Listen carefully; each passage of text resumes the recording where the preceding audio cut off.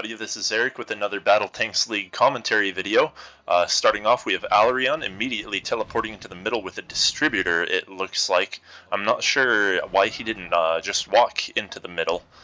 Usually players just walk into the middle to save the 75 gold early on. Also, pikabar saying that I don't have my microphone on. That is not true. That is one thing I'm going to do right today. For anybody watching this video who doesn't play a lot of Battle Tanks games, I just had 2 Battle Tanks games and I did pretty poorly in both of them. Anyways, I was going to say one thing you can do if you random a distributor is what you do is you don't buy a weapon, you walk into the middle, but then you buy a tech mech, and then by the time you've gotten into the middle, you'll actually have generated enough gold to buy a basic magic with your tech mech, and then you just teleport that tech mech into the middle to give you the basic magic. I think that's the best way to do the distributor build if you're playing in the middle. Alrion, he's a pretty good middle player, so I'm not sure why he didn't do that. It looked like he bought the basic magic and then teleported it to the middle, and so he actually lost some gold that he could have saved up, and he didn't buy a tech mech. But anyways, alongside him are enemy and a medivac, and it looks like enemy bought a tech mech because you see that his basic magic is not upgraded. Had he not bought a tech mech, he could have upgraded that basic magic. And Hokuto is in a raider also with a basic magic. Once again, the advantage of buying the tech mech at the very start of the game is that it saves you 150 gold at about the 5-minute mark when you go to buy your first weapon or hull or whatever.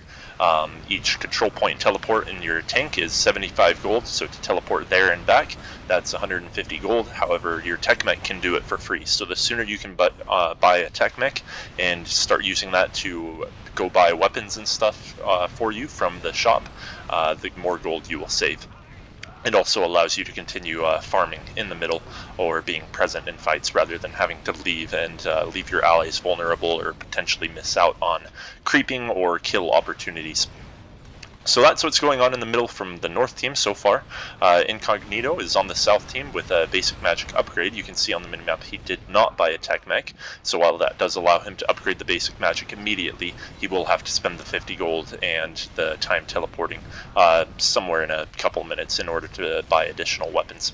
Alongside him is Escanor, and he went the same build with a basic magic upgrade on his medivac, and then ArmoredTitan is with them in a scout and an electro cannon. So kind of an interesting middle we have. No 1300 range weapons, which isn't very common for games. So we'll see how this dynamic ends up working out.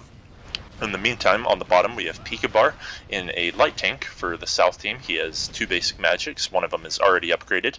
He is facing off against Lukas, who is in a scout and an electro cannon. Both Pikabar and Lukas are very good players. I believe they're both top 10, so this should be a very good matchup. Lukas does have an advantage in DPS from the scout, having its creep cannon, which does additional DPS and has additional range over the normal tank cannon. However, it only attacks creeps. However, Pikabar's light tank is also able to start out with 2 different weapons, and so it's able to have a lot of DPS initially. You can see Lukas's DPS. I think the DPS bar on the scout is actually incorrect. I think his DPS is somewhere around 400, and then Pikabar's is 282. And so Lukas, even against the light tank, he has a massive DPS advantage. The only thing is that the scout has no real offensive abilities against enemy tanks, whereas Pikabar has his triple rockets that can take out about half of Lukas's health in a single shot and stun Lukas, so Lukas does have to play very carefully for now. Meanwhile, on the top we have Gabriel from the south team. He is in a scout. He's facing Todd, who is in a raider with another basic magic. This is a pretty high level lobby overall, because I think Gabriel and Todd are also top 10 players, so this should be a very interesting matchup. Once again, the raider doesn't start out with very much DPS. It's only able to afford a basic magic, and barely so. But however, it does have some pretty aggressive abilities against enemy tanks, such as this static charge. You just saw that static charge deal about half of Gabriel's hit points and damage, and Todd can apply that pretty consistently, and Gabriel cannot hide from it. And so let's see if Todd actually comes back and applies another static charge. For now, he's going to play more carefully, knowing that Gabriel does have the electro cannon, and 2 shots of that can kill him. Todd finally does get the the static charge off, Gabriel is trying to stay as close as he can to the strategic location and use his healing ability, the E ability on the scout, to maintain this position. And then in the middle, it's now been 5 minutes, so let's see if anybody starts buying tanks or weapons. We can see Gabriel from the top. He just went in and he's going to buy an iron hull and a tech mech. Good of him to afford both of those. He'll save on trips going to the shop in the future. Looks like neither Incognito nor ArmoredTitan nor Escanor have, or actually Escanor has a second basic magic. Incognito is saving up some gold, and then ArmoredTitan has upgraded his electro cannon. Okay, he switched from scout. That's probably a wise move. This is an interesting play from the south team. They have 3 air tanks. This allows them to be very aggressive and very careful in their positioning. They could win some fights soon. However, they do need to be careful because any of these 3 could change to a storm tank and render all 3 of these tanks vulnerable. None of these 3 tanks are that conducive to saving for an early tank such as storm tanks, so I'm not sure if any of them will do it. Things like Distributor and Raider and Medivac tend to scale a bit better into the 15, 20, 25 minute mark than something like a light tank or a helicopter, which could easily be switched out for a storm tank.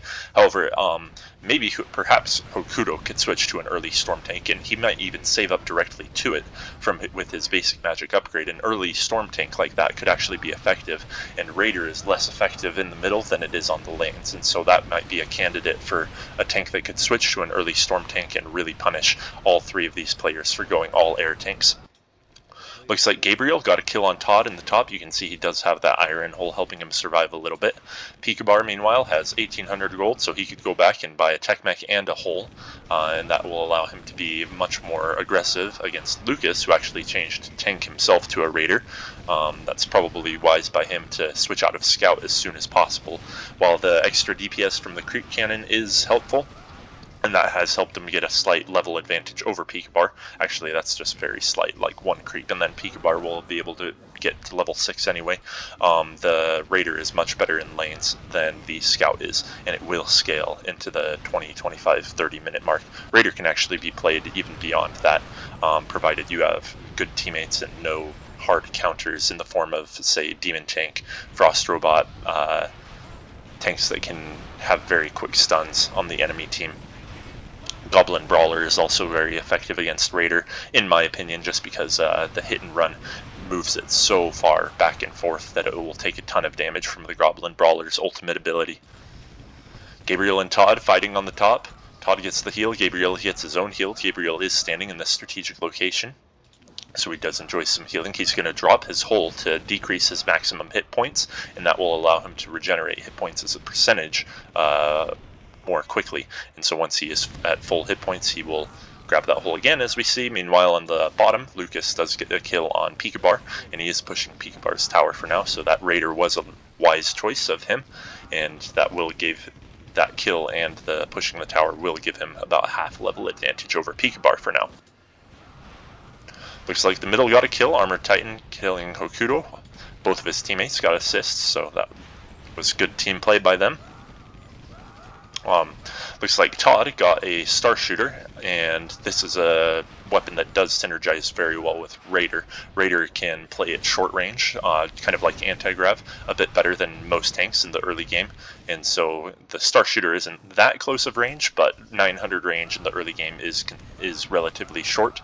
However, he does get the bonus of having 130 DPS on a 1400 cost weapon, which is a lot more than a traditional weapon. I think, for example, the basic magic costs 1666, and it only does 111 DPS. It has slightly longer range, and it does all that DPS against both ground and air tanks, but if your primary opponent is a ground tank, then you might as well get the Star Shooter, get an extra, say, 20 DPS.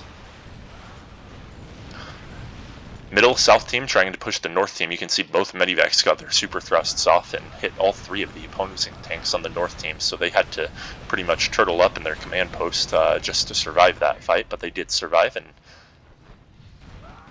looks like nobody's feeding so far. It's a pretty quiet game, actually. 2 kills to 1 kill at 9:46. Not many kills happening. Todd with a second star shooter. He'll probably follow that up with maybe a repair kit before getting a steel hull. That way he can combine it into a strength pack and not have the iron hull that he'll have to sell later into the game. That's a pretty typical build for Raider. In fact, Todd's build does synergize well as the Raider, slightly better than Lukas's build. However, an electro cannon is a pretty versatile weapon in general. While it's not as good at working with the Raider's ability specifically, it is a very good weapon in the early game because it's the longest range weapon you can get before you get to 1300 range and suffer a massive hit in DPS and the ability to hit towers. Lukas almost got another kill on Pikabar.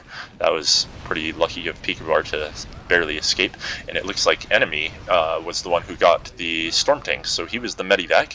So instead of Hokuto getting the Storm Tank, you can see he's stocked up on weapons instead. Enemy has been the one to get the Storm Tank, and so he has level 2 mines, I would bet, being at level 6, and I wonder if he's saved up an ability point so that he can get the level 3 mine and the extra tank cannon at level 7. The Storm Tank is a very good anti-air tank because its tank cannon can be switched into an air-only mode, which I think gives it, I don't know if it gives it additional DPS, I'll have to check. I do know that it gives it additional range, and it goes from 900 range to 1050 range, and it also only targets air tanks, which is actually an advantage when you're in a firefight with 3 air tanks like this, because if Escanor or Incognito or ArmoredTitan are trying to flee and trying to hide behind their own creeps, the air cannon will focus them down and it will ignore the creeps. If I were this North team, I would try to back up and let the enemy run into this mine. That was a fight that you could get 2 or 3 kills out of if they run into 1 or 2 of these mines, and you can see there's 2 mines here, so these guys got to heal up pretty quickly. 2 mines go off, a heat-seeking missile goes off, but nobody was in position to follow it up apart from Alrion, who did his best, but the South team barely survives in that exchange.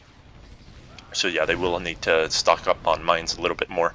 Perhaps try to place these mines a bit farther forward at this strategic location and try to just use one at a time. Bait them back, have 1 mine go, hit 1 or 2 people, and then you take that fight.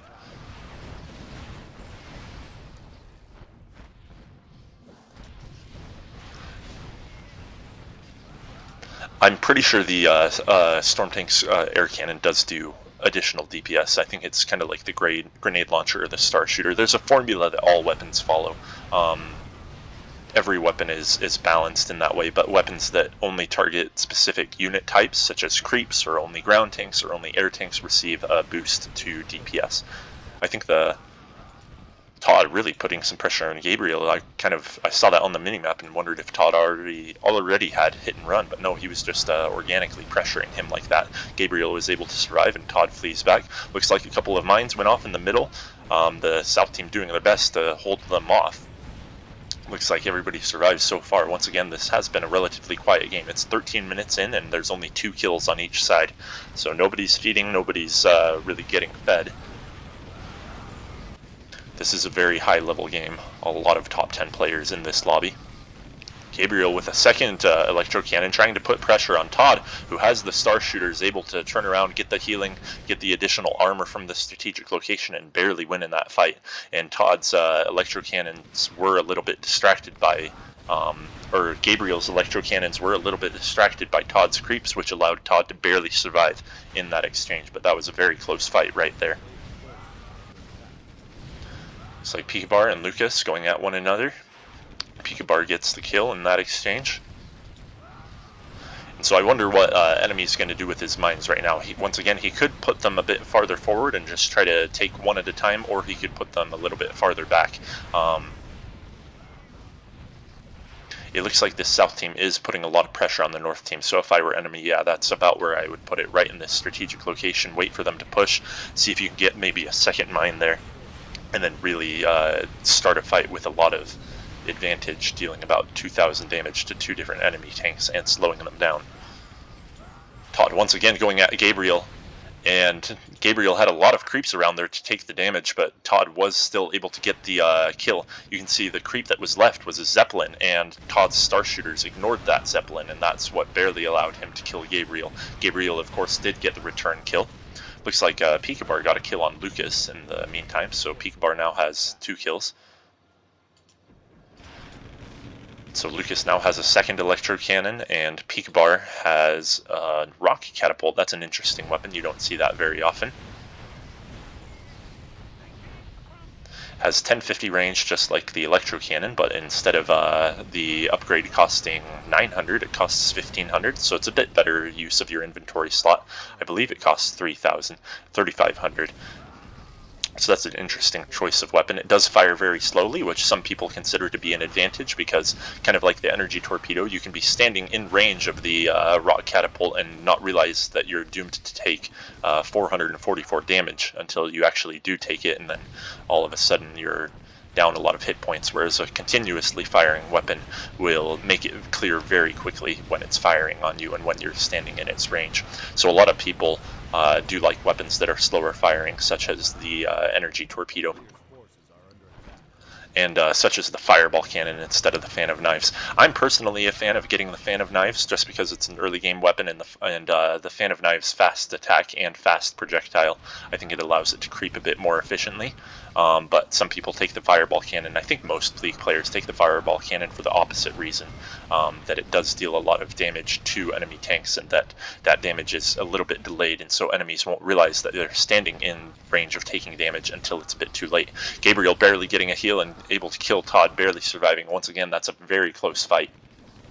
And this is a very close fight on both the lanes. Pikabar up 2-1 and Gabriel up 4-3.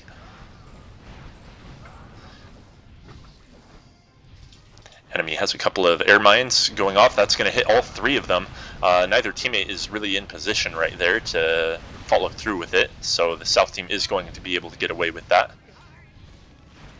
Alrion was a bit vulnerable, and Hokuto was a bit off to the side there, so they weren't able to capitalize on those mines going off.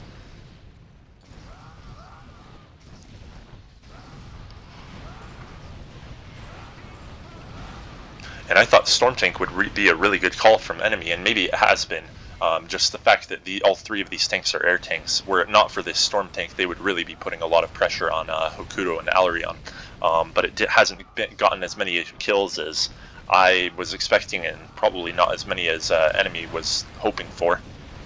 And in about 3 to 8 minutes, these tanks are going to start getting better tanks. Let's see if any of them are saving. Escanor is probably starting to save. Incognito is probably starting to save. He might get an additional weapon or a kinetic shield and then save. And then ArmoredTitan has 3,000 gold and an iron hull. So he'll be the first to tank on the south team. Meanwhile, Alrion doesn't have anything. Enemy already tanked. And then Hokuto is probably just starting to save, though he might get a kinetic shield himself. So nobody's really saving for tanks so far at 17 minutes, except for ArmoredTitan. Let's check the lanes. Gabriel has 2,000 gold saved up. He's probably not going to get anything else, perhaps a repair pack, though he might just go directly to Ghost Tank. Let's see what happened. He got a Tinker, and meanwhile Todd has plenty of inventory. He has a repair kit. Gabriel's a bit stuck as a Tinker right now. I think he was trying to put the repair module on the tower. His tech mech might die as a result of that. His tech mech does go down. Todd is vulnerable, and Pikabar comes in from the bottom and kills Todd. And so that was 365 gold to Pikabar, and Gabriel's tech mech, which was worth 350 gold and probably gave about 150 bounty to Todd. So, and Pikabar had to teleport in, so slight advantage to the north team there in that exchange, but it was very close. Getting the tech mech didn't make that worth it for Todd. And so yeah, Gabriel did change to Tinker just to put the repair module on the tower so that that tower can regenerate, and he won't have to bring the tech mech all the time, or he can bring the tech mech in addition to the repair module and make this tower extremely survivable. And then he teleported back to the base. Well, he was planning on doing that. Of course, Todd came in and pressured his tech mech. But Gabriel has a tank now. Looks like Hokuto got a couple of kills in the middle from the north team. So well played by him. I wonder if a couple of mines went off from enemy to prompt that fight. So Alrion's tech mech has an iron hull. He might be bringing that back to the base to get a kinetic shield. Tech mechs, they can buy weapons. They can also upgrade weapons or other items. And so Alrion is putting the iron hull upgrade on the tech mech, so that the tech mech can go back, upgrade it to a kinetic shield for 1,300 gold, and Alrion can stay in the middle and farm creeps and also not spend the 150 gold going back to upgrade his weapon or upgrade his iron hull. So we've got a kinetic shield in the mid. Hokuto is saving up. Enemy is buying back his weapons. He's a little bit behind in farming. He's only level 8.3 compared to Hokuto and Alrion, who are almost level 10. Meanwhile, Incognito is saving up a little bit. Escanor is starting to save up as well. Escanor does have one more basic magic than Incognito does, so even though he bought the basic magic, he can farm a bit faster, so they might not get tanks too far apart. And then meanwhile, ArmoredTitan just got a heavy tank. He is almost level, well actually he's not even close to level 10 yet. He's only about level 9.3. If he were level 10, that would be a very good change of tank right now, and that would put some pressure on all three of these tanks. The Storm tank isn't that vulnerable. It's got 3,600 hit points. Actually, that's not too many. Storm tank is relatively fragile, but the Alrion's distributor can use his reactive armor, and if he times it well, he can heal 1,600 damage instead of taking 1,600 damage from ArmoredTitan. So ArmoredTitan does have to be judicious once he does reach level 10 in how he uses his ultimate ability. And if I were Alrion, I'm going to save my reactive armor as much as possible for the opportune moment.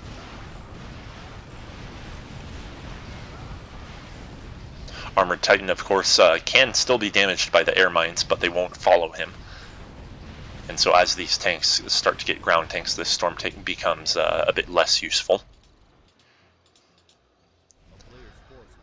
Pikabar is, looks like Alrion got a kill on Incognito. Alrion is vulnerable, enemy is vulnerable, but Escanor has to flee before he can pursue them.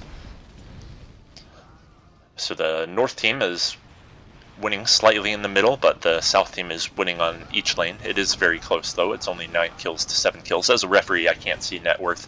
Net worth isn't probably much different right now anyways. Todd going after Gabriel. He has the hit and run. It's not quite enough to kill Gabriel. Todd has his own heal ability. He also has the repair kit, which is still active. Gabriel has his own drones, swarm of drones. I forget what the ability is called. Healing drones that heal him up, though he does have to flee because Todd does have the repair kit and will kill Gabriel if they stand in that fight too long. Alrion gets an ultimate ability on all three of these, but they're not unable to pursue the fight.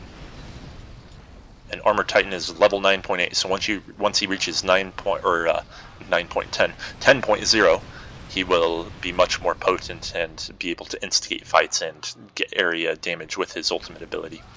Gabriel continuing to pursue Todd. Gabriel does have superior range, and Todd's star shooters no longer deal extra damage because Gabriel is a ground tank.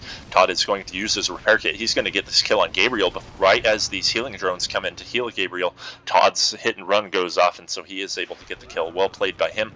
Gabriel does have the range advantage, so if he positions himself carefully, he can damage Todd where Todd can't damage him, but the hit and run kind of makes that pretty useless because it closes the gap immediately.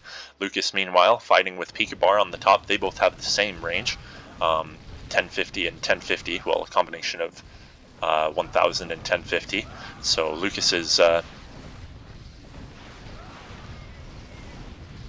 playing the stance a bit more carefully. Pikabar just barely takes that fight to the limit, and then he uses his reactive armor to prolong his life. You can see Lukas tried to use this hit and run to teleport out of the way, take a healer, and then try to sneakily teleport back in before fleeing, but Pikabar hit him with the rock catapult right as he teleported in, and so Lukas died right there. Gabriel continuing to push Todd on his tower, and Todd's tower is taking damage, so he does have that tech mech present to repair it. Todd is going to go after Gabriel. Gabriel is slightly faster than Todd. Todd uses the repair. He's not going to reach Gabriel with the hit and run. Even if he were in range, that only does 1200 damage, and Gabriel had 1700.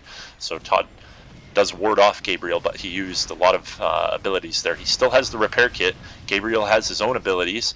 Todd uses the repair kit, but he is vulnerable. One more energy torpedo shot and or one more electro cannon shot and he would have died, but Gabriel had to be careful himself because Todd's creeps were in the way that he might not have gotten the kill. ArmoredTitan is finally level 10, so everybody in the middle is level 10 except for Incognito, who is like 1 or 2 creeps away from level 10, and Enemy, who is level 9.3. Incognito finally reaches level 10, so we've got 2 level 10s on the south team.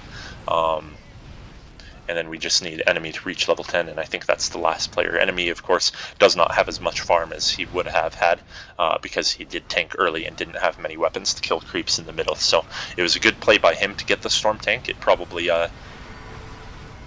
gave the South team the advantage in this middle for the last 10 minutes, but he is a bit weaker now relatively, and his tank won't scale as well into the mid game. So we'll see how he ends up faring if he starts to struggle into the mid game due to lack of gold and not the best tank abilities. Todd going after Gabriel once again. Gabriel does have enough hit points to tank that, and Gabriel does survive. Gabriel is pressuring Todd, and so Todd does have that tech mech there to do the repair. Gabriel isn't doing enough damage to deal any significant damage to the tower, really put it in danger, and he does have to be careful because at any point somebody like enemy could come in, drop a mine, or Hokuto could come in, and now you have two raiders at the top. And in fact, if I'm Hokuto, I am a little bit busy in the middle dealing with a lot of firefights, but I would be mindful of, hey, like Todd, let's coordinate going after Gabriel. Both of us use our hit and run, and you can probably get a free kill on that. As of now, Todd is using his hit and run just to stall Gabriel and try to keep him from dealing too much damage to the tower at once. Pikabar is saving up gold, and so is Lukas. Pikabar has a slightly greater amount of gold and about a half level advantage over Lukas, but both of them have similar amounts saved up. ArmoredTitan, he might be trying to save up for a teleporter, though he might just be buying back his electro cannon. He didn't have any weapons besides the electro cannon, so he doesn't have anything he could easily buy back from the shop. Looks like Hokuto got a goblin record. Hokuto is very good at this tank. He does it commonly, so let's see if he's able to land any good hooks. Against goblin wrecker, it's you pretty much live and die by whether you're hooked or not. If Hokuto is able to get a lot of hooks and bring them into the trap, and especially if somebody like Alrion can get a hunter and follow up the hook in the trap with a gravity grenade, then this South team is going to feed a lot. However, if they're able to dodge the hooks, Hokuto can't do much if he's missing the hooks. Enemy can't do much to instigate fights, and if Alrion goes a hunter, he can sometimes instigate fights with the acid cloud and the gravity grenade, but it is harder than if you have an enemy already stunned or slowed for you. Meanwhile, Escanor has a sky tank, which makes him a little bit vulnerable to enemy, though enemy can't, for example, set his tank cannon to air only, now that Incognito and ArmoredTitan are, well, likely Incognito and ArmoredTitan are going to be ground tanks. Todd going after Gabriel once again. He does have the hit and run, and once again he's unable to finish off Gabriel, though he is fighting a bit farther from his command post. Pikabar and Lukas continuing to save up. They have 5,900 and 5,400 gold respectively, so they'll probably get pretty powerful tanks, maybe at the 30-minute mark. We'll see if either of them get something like a brawler or a demon tank or a frost robot. Actually, for Lukas, demon tank wouldn't be too bad of an option. And if Todd is building up that raider, then Pikabar could also get a demon tank, and that would counter the raider, and it would counter the storm tank from enemy. So either of them could go demon tank. Gabriel is also an air tank, and so Lukas could keep that in mind and try to go demon. Demon is a good tank against air tank for anybody who doesn't know, because it has the banish ability, which slows an air tank for a few seconds and causes it to receive additional damage, and it only works against air tanks. And so when you play demon tank, usually you only have two useful abilities, the lava shot ability and the R ability. I think it's called magnetic pull, but I'm not quite sure. But if you're facing air tanks, you now have three very powerful abilities. And so demon tank is a pretty good counter to air tanks. So we'll see when these guys tank up and with how strong of a tank. They definitely have enough gold that they could sell a few weapons and get something like a demon tank. They could even wait it out 5 more minutes and get a frost robot quickly. That would also be powerful. Todd, it looks like he is building up the Raider. He has speed on it and he has a strength hack on it, so he'll probably stick with Raider for a little while and then get something like a Frost Robot. It's possible to save up as Raider and then even get something like an Infernal, or perhaps Raider into Shredder, which is a little bit more potent in team fights in the mid-game, and then you get an Infernal off of that. Incognito has a Hunter on the North team and Hokuto with an excellent hook on him, able to put him right in the midst of Alrion and enemy. Gabriel comes in from the side to try to ward them off, and it looks like this is going to actually favor the North team. Todd's coming in from the top to try to ward off Gabriel, but they're in a position where they can't escape. So that was 2 kills from the South team in the middle, despite Hokuto's excellent hooks. So very good response from the South team, able to pressure that, and then Gabriel coming in from the side to really swing that fight. And what is going on here? Alrion has a factory, a troop factory, which is interesting. So he is playing as distributor, and he's planning on sticking with distributor for a while. Distributor, like Raider, is a tank that you can play into the mid game if you're playing it very carefully. Hokuto with another hook. He's not able to quite draw ArmoredTitan all the way to the trap, but he does die anyway. And let's see if Incognito can respond with a gravity grenade. He hits 3 people with that gravity grenade. You can see Alrion actually healed himself with the gravity grenade. Lukas did buy a frost robot, so that's a pretty quick frost robot at 30 minutes. He can buy 1 basic magic back. Actually, he doesn't have any basic magics. He has electro cannons, so I think he needs to save up something like 1850 gold in order to buy those back. So he's a little bit ways away, but he can be pretty effective with that frost robot. He's able to get the frost bomb on Gabriel, or freezing, I forget what the Q ability is called, and then Todd follows up with a hit and run, but he's barely able to not get the kill. And then Pikabar in turn got a Goblin Shredder, so instead of getting a large tank, he gets a Shredder to try to help his middle out, pull people in for Alrion, or for Incognito and Escanor to deal damage to, and for ArmoredTitan to also deal additional stuns. So I have seen later than 30-minute Shredders. Usually it's when people go Raider into Shredder.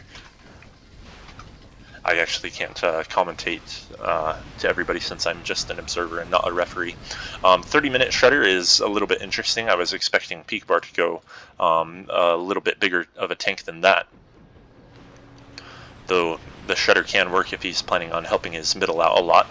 But I have seen Shredders much later than 30 minutes. Usually it's Raider going into Shredder, and so Todd, for example, could get a Shredder at any point he wants, though he might stick with the Raider for now.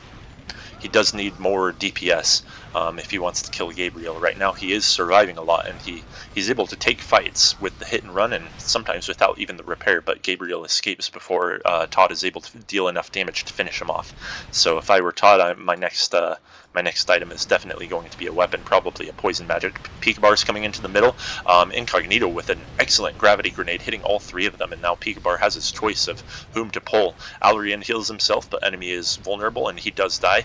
Alrion does use the sharing his carrying ability onto the enemy tanks to try to ward them off. It's not going to be enough to kill any of them. And where is Lukas? He's just kind of on his own creeping. He could have been helpful in that fight, and he doesn't have much creep DPS, so he does need 1800 gold to farm up to be able to get any weapons back, but as of now he's much more effective against tanks than he is against creeps, since he only has his tank cannon for DPS. Pikabar's Goblin Shredder is a lot more mobile. It does have more speed, and Pikabar was able to afford a speed boost on it since the Shredder is so much a cheaper tank. So Pikabar will try to hop into the middle whenever he can. Let's see if he goes there now. Probably not. He'll probably wait for Hokuto and company to creep up a little bit. Hokuto using a hook that Escanor dodges. ArmoredTitan has a speed boost upgrade, which is probably wise by him. Incognito himself has a speed boost. That's probably a counter to the Goblin Wrecker. Speed is a pretty useful item to get after you buy back your weapons just in general, but especially against the Goblin Wrecker, you're able to better dodge those hooks. Looks like Gabriel got a kill on Todd up at the top, and you can see once again he dropped his kinetic shield to try to heal up a little bit faster. I was going to make a comment about Alrion's factory here. I'm not sure this was the wisest of moves, because I think Gabriel has plenty of DPS right now in the form of 3 electro cannons, and I think all they're doing is feeding Gabriel and stealing some creep gold from Todd. And so while Alrion is able to passively farm a little bit with this, any kills that Alrion gets is kills that Todd doesn't get. And in the meantime, I think, I forget what the bounty percentage is for summoned creeps. It's something like 30 or 33%. I know it was buffed recently. Lukas able to reach ArmoredTitan with the Q ability, but they are slowed by the Acid Cloud. And then Escanor, I don't know if that was on purpose. He kind of hopped in front of ArmoredTitan to take the little bombs from Hokuto. If that was on purpose, that was an excellent play by him, because those would have reached and killed ArmoredTitan otherwise. It may have been accidental though. South team unable to get a kill out of that, or North team unable to get a kill out of that exchange. And so Gabriel right now, he has 938 DPS, and so he's able to easily farm up both the Light Force Gold and Alrion's creeps. And so I think this factory was not a wise move by Alrion. He could have at least placed it in the middle to support his teammates and make it harder. Oh man, Pikabar pulling Alrion onto the cliffs where Alrion cannot flee. And once again, Lukas, despite having a very powerful tank, he is too slow to really react and do anything. And so far, Pikabar is proving that his tank choice was better so far. Alrion will definitely scale better into the late game because his abilities are more powerful, and once he gets a speed boost and perhaps a teleporter, he can keep the Frost Robot even until like a minute 15 or an hour 15 minutes, an hour 20 minutes, and really be a DPS dealer later in the game, or do armor upgrades. So the Frost Robot and the Frost Robot just in general is very useful. Alrion's building a second factory, so maybe he wants to feed Pikabar a little bit more. Once again, neither factory is in the middle, and while Alrion can passively farm out of this, the North team does get more gold, and Alrion isn't that helpful in fights. You can see him get focused down. He tries to use the reactive armor, but it's not enough. And the South team does get 2 kills out of that exchange. So the South team is winning this matchup pretty handily so far. Pikabar is winning on the lane, and he's not even really playing the lane anymore. He's mostly just getting kills in the middle. Gabriel is slightly winning his matchup against Todd, though it is close on the top. And then meanwhile, the middle is struggling, and Alrion is just kind of feeding Pikabar and Gabriel on the lanes.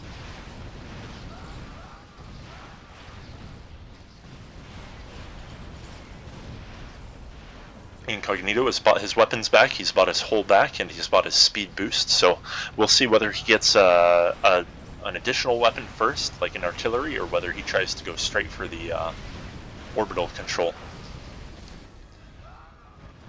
Alrion cleverly using the reactive armor just in time to heal himself and not take damage from that gravity grenade. He does take damage from the heavy tank's ability, and Hokuto just got another hook.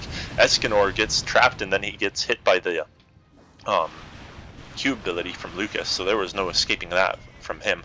Pikabar with poison magic, so he's able to clear these creeps from both the Light Force and from Alrion pretty effectively.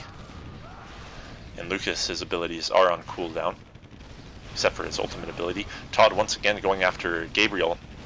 Does Gabriel have another weapon? No, he has a gold hole, so that he can better take this he can better take the hit and runs from Todd. Todd does have a poison magic, so he's able to do a lot more DPS now, and so he can actually be dangerous to Gabriel. Gabriel did respond with that gold hole.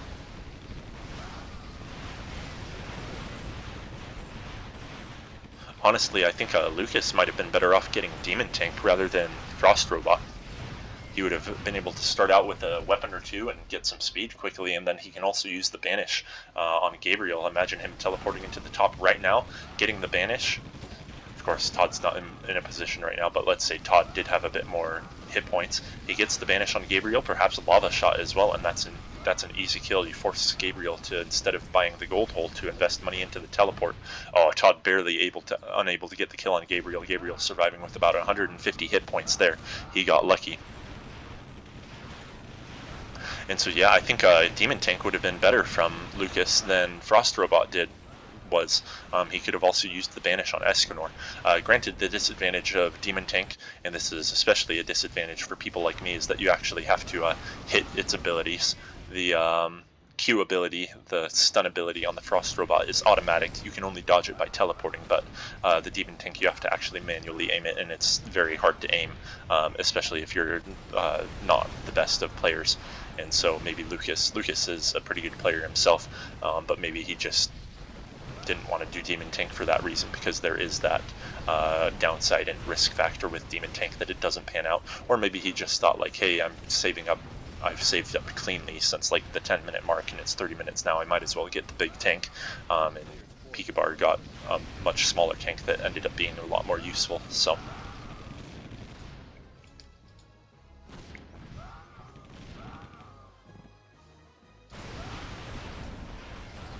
Looks like they have moved Lukas to the middle though, which is probably a wise choice. I think he is more useful in the middle, able to instigate fights or follow up Hokuto's trap with an additional stun and the freezing waves. I think he's much more useful doing that than just trying to be out of position and kill a couple of creeps with his tank cannon on the bottom lane. Gabriel continuing to get fed with by Alrion's creeps. You can see he's already level 16 and Todd is only level 14, almost 15. And so,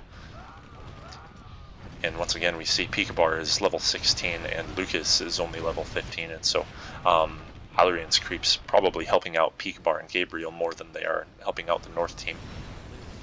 He's able to farm a little bit off of it though.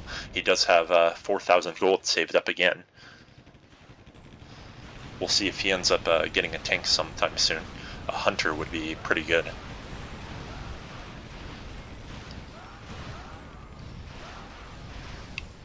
Though he could use these factories he does have, get some early armor upgrades and go Goliath, or have a teammate get the armor upgrades and he gets an early Goliath.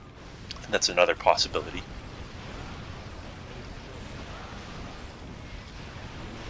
ArmoredTitan has a teleporter. Incognito is going to use the gravity grenade on Alrion, who counters with a reactive armor.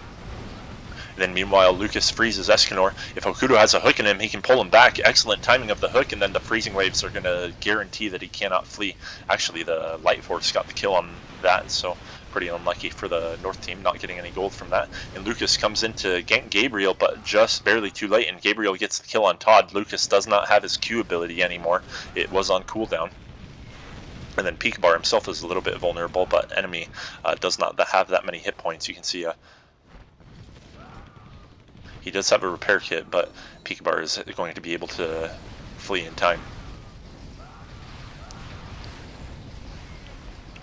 And yeah, excellent play by Alrion there, baiting the gravity grenade and then not dying, and then Hokuto ended up being the one who, or Escanor ended up being the one who died in that exchange by Hokuto's hook.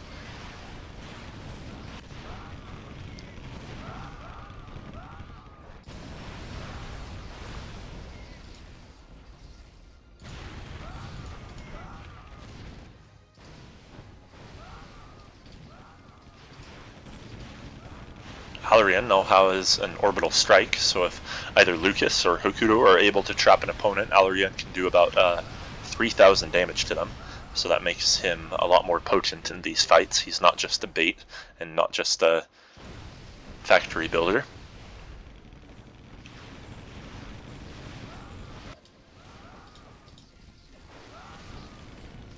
Gabriel continuing to farm Alrion's creeps, and so is pikabar. Pikabar is unable to go into the middle and easily get ganks for now because the South team is pushing far ahead in the middle. Though if the North team were to start playing aggressively, you can expect pikabar to hop in.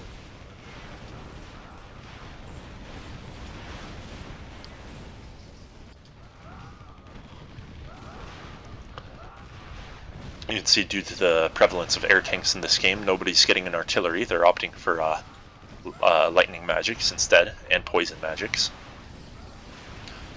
Incognito gets an acid cloud off, but he has to flee because Hokuto put the hook right where Incognito probably wanted to launch the gravity grenade from.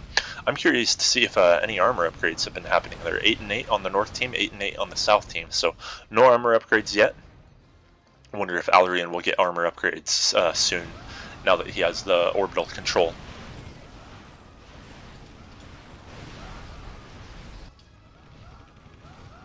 Once again, Alrion is able to passively farm on the lanes with his creeps, but that also steals gold from enemy and Todd.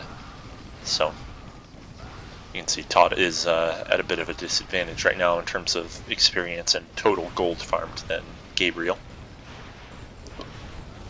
Gabriel does have an advantage in kills though, so that does explain some of the disparity. Todd forced to build a barricade to stall Gabriel. He might actually get the kill right now. Gabriel uses his kinetic shield, and Todd is unable to get the Todd is unable to get the hit and run off in time. Even if he had, actually he would have been in range of the kinetic shield, so it wouldn't have done anything. He probably would have gotten that kill. Hokuto on the North team getting a couple of kills in the middle, so that's pretty good. The North team is struggling on the lanes right now. So they do need to farm everything they can get in the middle. Right now it's 24 kills on the south team to 14 on the north team. So for the last 5 or 10 minutes it's been pretty much even. The kills in the mid game and the late game do matter more than kills in the early game. So if the south team is only able to maintain that 10 kill lead, then that means the gap between the two teams in net worth is probably much closer.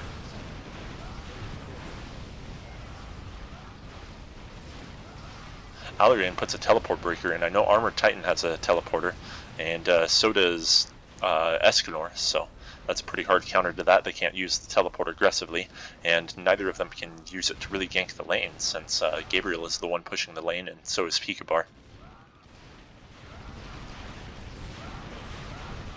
They probably got those teleporters defensively, in case they get trapped. Though with freezing waves, a follow-up Q from the Frost robot, and an orbital strike, I don't think a teleporter is going to matter that much. You can see Gabriel coming in from on the top trying to get kills, or trying to take the command post. He does build a tower, but they're able to kill him and kill the tower instead.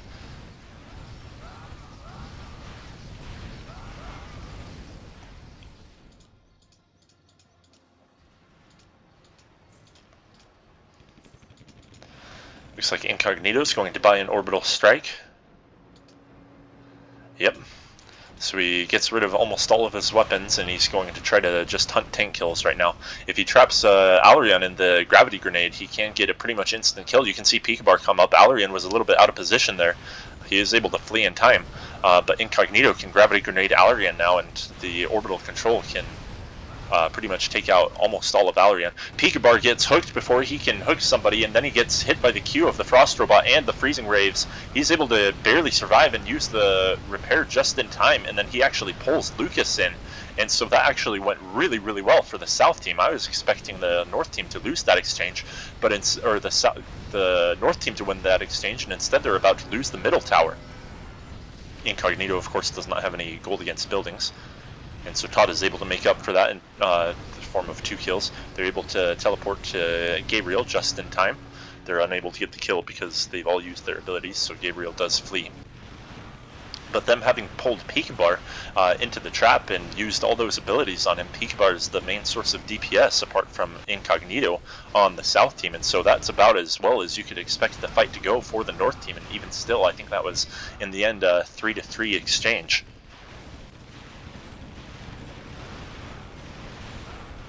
Wonder if pikabar has a gold hole upgrade yet. Yeah, he has a power pack, so an upgraded gold hole, so that power pack pretty much already paid for itself in that exchange. Well, probably about halfway. That should have been a 2-0 or 3-0 exchange for the North team, but instead it was 3-3 and nearly a destroyed tower. They get the Q on ArmoredTitan, but Incognito responds with his own gravity grenade, and who's pikabar going to pull? He's going to pull in Lukas. Lukas is a tanky boy to try to kill like that, but he was the one closest in range. Pikabar using his power pack to barely survive once again. ArmoredTitan does get an ultimate ability off and mostly take out Lukas's tech mech, so they're not going to be able to keep this tower up indefinitely. Who is on the bottom? Enemy does come onto the bottom, tries to kill pikabar's tower. He's unable to do so in time, so somebody's going to be able to come in and bring a tech mech and heal that back up.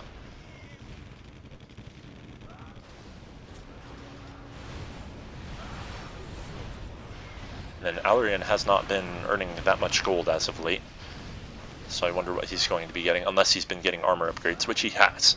So Alrion is supporting the team with armor upgrades. They're already at level 12, so somebody could save up for a quick Goliath. I don't think anybody is saving. Alrion would be the candidate to save if he weren't getting armor upgrades. Incognito with an excellent gravity grenade. He does need to share damage with Escanor. Pikabar comes in from the south, and he's able to pull Lukas. He might get a kill on Lukas. He can use his power pack to survive. ArmoredTitan teleports in. There is a teleport breaker, so he's unable to use his abilities immediately. He's able to eventually get him off and get the kill on Lukas. Enemy and Gabriel going at each other at the bottom. The enemy has to use his ultimate ability to gain himself some speed and escape that. And so now that Alrion has both of the factories and some armor upgrades, he's gotten 4 already. These lanes are going to start actually being pushed by creeps, and so pikabar won't be able to leave the lane or Gabriel as effectively, and they're going to have to play back a little bit. While that does favor Pikabar's Shredder, it means he can't just push endlessly in the middle, and enemy's going to be able to come in and get a kill on this tower. You can see Escanor and Gabriel trying to ward off the creeps from Alrion. Pikabar finally does get killed in the middle, and that was an exchange that went poorly for the South team there, with Pikabar dying. ArmoredTitan does have the teleporter he can use to flee if he wants to. And who has the Battle Frenzy? Lukas has a Battle Frenzy. It can be changed from 1000 range to 750 range, so it's a pretty interesting weapon. I wonder how much it costs actually. 5,500. So I'm curious to see people's opinions on that, whether it's worth getting over say an artillery or a lightning magic, or even a light fantastic. Light fantastic, of course, is excellent because it can be upgraded for 3,500 after buying it for 6,000. So it's a great use of your inventory slot that you can keep in the late game. But I wonder if Battle Frenzy in the short term is a little bit better. They're going after Gabriel and ArmoredTitan, and they're going to kill both of them. Excellent response by the North team there. The South team does need Incognito and Pikabar in these fights if they want to get effective exchanges, and unfortunately everybody was split up there. Pikabar with a defective armor upgrade, that's an interesting choice. That makes him useful against Todd. Not that useful against Lukas or Alrion or Hokuto. I think it does block something like 60 damage, though I think it's a little bit different depending on what range you hit it from. Yeah, the closer enemies are, the more damage it blocks, so it's really, really effective against weapons like poison magic. Hokuto warding off Pikabar with the little bombs. Enemy's got to be careful. He doesn't have a teleporter. You can see him quickly change his artilleries from normal to ground mode, though one of them is actually already in ground mode. He needs to pay attention to that. Right now he has one in normal, one in ground. Will Gabriel get the kill on Todd? Just barely not. And now Todd's coming in with some aggression of his own. Gabriel is a little bit faster, 460 speed to 300 speed. Where is Todd's speed? He has 380 speed, so that was interesting why it was showing 300 right then. Oh, Hokuto with an excellent hook on Incognito. Alrion follows up and Lukas both follow up, but Pikabar cleverly teleports Incognito with his Shredder ability. They're barely able to get the kill anyway. And now Lukas is here and enemies here are actually enemies on the bottom getting a kill. So good play by the North team there, and they are catching up a little bit. They're only behind 6 in kills, and most of their catching up has been mid-game kills. So they're probably pretty similar in terms of overall net worth right now. And Lukas, now that he has the speed and kinetic shield and plenty of weapons on that Frost robot, he is a lot more useful than when he was on the side. I wonder if Todd would be better off getting a Shredder himself. He's continuing to be aggressive against Gabriel, though Escanor's coming in to ward him off. They're not going to be able to get the kill off in time. Gabriel gets hit by Lukas's Q ability. Pikabar comes in. Hokuto pulls Lukas instead of an enemy tank, and he pulled Lukas out of the fight. Lukas still did get a kill, but Pikabar got one in return. I wonder if Hokuto was going for an enemy tank and actually hurt his team there by pulling Lukas out of the fight when Lukas still had plenty of hit points.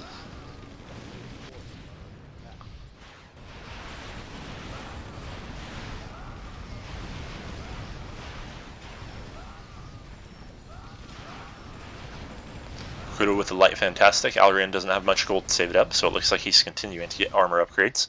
It's 11 and 16 to 10 and 10, so 7 total armor upgrades have been bought by Alrion. And he does have both of these factories, so they can overwhelm the enemy with creeps. And the more armor upgrades they get, the more that's going to be, the more that creep swarm is going to get worse. Pikabar comes in along with ArmoredTitan, both using teleports to get the kill on enemy. Gabriel comes in with the teleport beacon. I wonder if Pikabar can teleport in. They're going to be able to get the kill on this teleport beacon before any more people can teleport in. And so this is going to be a 3-on-2. They do get a build.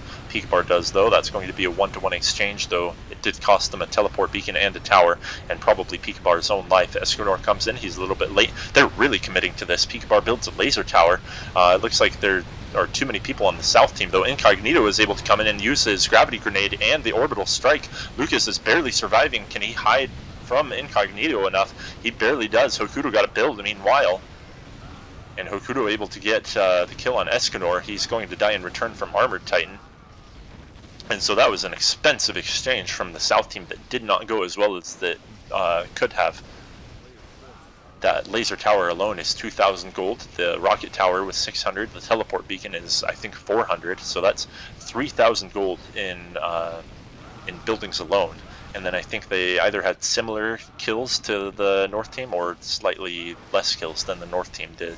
So I would guess that the north team at this point is slightly ahead in net worth.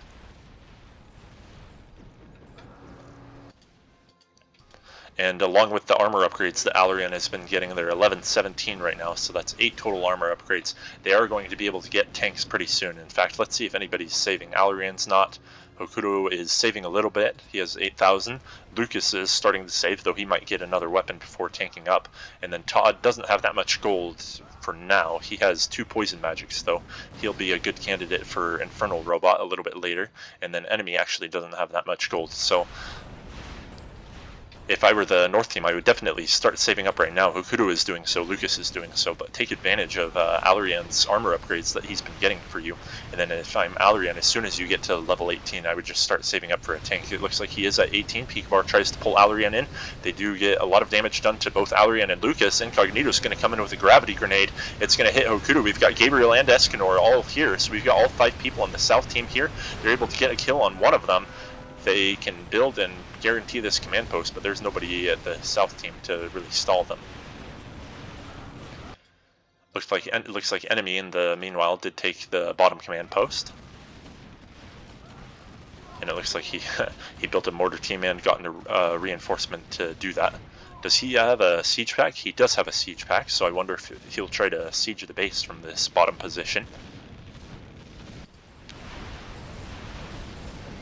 He does have the advantage of a bunch of creeps on his side with a lot of armor upgrades, so any troops that he does spawn are more effective than otherwise. You can see him switching the artilleries to ground in order to engage Pikabar. He'll of course switch them back to normal mode whenever he's trying to deal DPS to a tower. Pikabar has more hit points than it looks like, so you got to be careful, Enemy. Pikabar does have the power pack, and he does have allies to teleport in. Gabriel is able to get the kill on Enemy. He does get hit by Lukas's Q ability in return. Lukas gets 2 kills, and Pikabar has to run away. Hokuto's going to teleport in, try to get a kill on Pikabar, who uses his power pack. Now Hokuto's a little bit vulnerable. Todd comes in. He has 2 poison magics, though he is vulnerable himself. He teleports out of the way just in time. Good exchange for the north team right there. I think they got 3 kills to either just 1 or 2 on the south team. And then you can see Alrion's creeps really storming. If he were aware, he could actually manually control them and make them hit this tower right here. Gabriel's going to probably have to use an ability to clear these out of the way because, yeah, they're at armor upgrade 18 right now. So the fact that the south team is probably slightly, or the north team is probably slightly ahead in net worth, and they already have a bunch of armor upgrades, I think this late game is going to favor them a little bit. You can see Lukas is still buying items instead of saving up. That's fine since he is a frost robot. Enemy, Todd, and Alrion don't have anything saved up. Alrion does have a net launcher though, so Gabriel does have to be careful. There's an assault going on the north team. Todd does have a barricade in here. Pikabar gets the first kill. It's on Alrion. Escanor is also vulnerable, so is Gabriel and ArmoredTitan. This could be a bloodbath. Todd does come in. He has a lot of damage. He's able to get a kill on Pikabar. Incognito also dies. Incognito was barely able to kill Lukas. So that actually went well for the north team once again. And I wonder how many people on the south team are saving. ArmoredTitan has a modest amount of gold, but it's not quite enough to justify yet. Gabriel or Escanor gets an advanced troop command. I'm not sure how effective that will be. Incognito doesn't need to save. And then how much gold does Pikabar have? 8,000, so he'll probably be the first to tank, but I think the North team is a bit closer to tanking than the South team. ArmoredTitan tries to teleport in. I wonder what that was for. If that was just to kill the barricade, that was definitely not worth it, and now Escanor gets hit by Hokuto's hook. He has to teleport out of the way. You can see Lukas had put a teleport breaker in that got a pretty easy kill right there. And then Escanor, I wonder why he was coming back like that, if he got netted by Alrion or something. The South team does have to be very careful. And they do not want to lose this command post here, because if they lose this command post, they lose easy access to this tank construction hall. They do have this middle, but it's much less close than this bottom command, or than this south command post on the top. And Hokuto, instead of getting a tank, he got a second light. Fantastic. I don't like that decision at all. You did have the armor upgrade level 18, so you could have 10,000 gold right now, get an early Titan, and really start pressuring these opponents here. Hokuto able to get an excellent hook again as well on Escanor, who gets follow-up netted by Alrion. So that was a free kill. And then Incognito is vulnerable. He's taking a lot of DPS from Todd, and so is ArmoredTitan. He's going to teleport out of the way. Pikabar is going to teleport Lukas in, who gets out of the way. They do have the teleport breaker here, so they've got to be, the South team has to be careful whenever they try to get follow-up kills with the teleporter. Meanwhile, enemy has been on the bottom, sieging the base. He has both of his artilleries in normal mode to deal damage to this tower. Of course, if anybody tries to aggress him, he might change him back. So let's see if he changes him back to ground mode. He did get the kill, so he's... And Pikabar has to go back to help out on the top. So enemy's going to spawn his advanced troop command once again. And this advanced troop command does have a lot of upgrades on it. Somebody brought a tech mech. Alrion brought a tech mech in. Can they respond to it in time? Yeah, there's no aggression going on otherwise. Gabriel does tighten up. Pikabar gets a kill. Pikabar can probably get an Infernal soon. Todd trying to get a kill on Gabriel, who teleports out of the way. Todd is actually vulnerable himself. Gabriel, I wonder if that obelisk works on the Raider teleport back from the hit and run. Todd barely surviving. Lukas provides a kinetic shield just in case.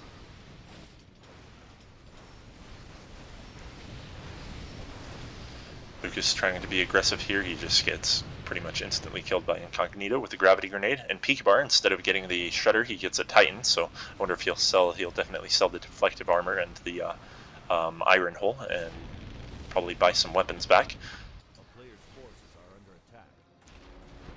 Escanor finally dodges Hokuto's hook right there. He takes a mine from an enemy. And it's time for the North team to tank up, because the South team just got a bunch of tanks and the North team had the armor upgrades. But they were buying weapons instead. Yeah, Todd with a little bit of gold, Hokuto with almost no gold, Alrion with a little bit of gold. Enemy with only a little bit of gold right there. Escanor doesn't have much gold, but they already have 2 tanks on the South team. 2 Titans, in fact, so they could aggress this North command post right now if they wanted to. 2 Titans and a Hunter.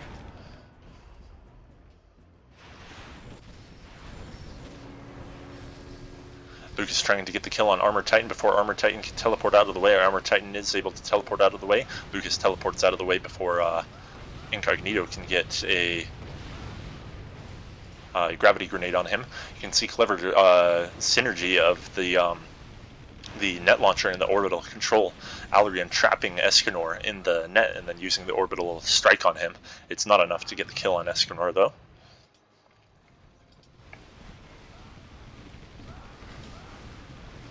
And does Hokuto have a hook?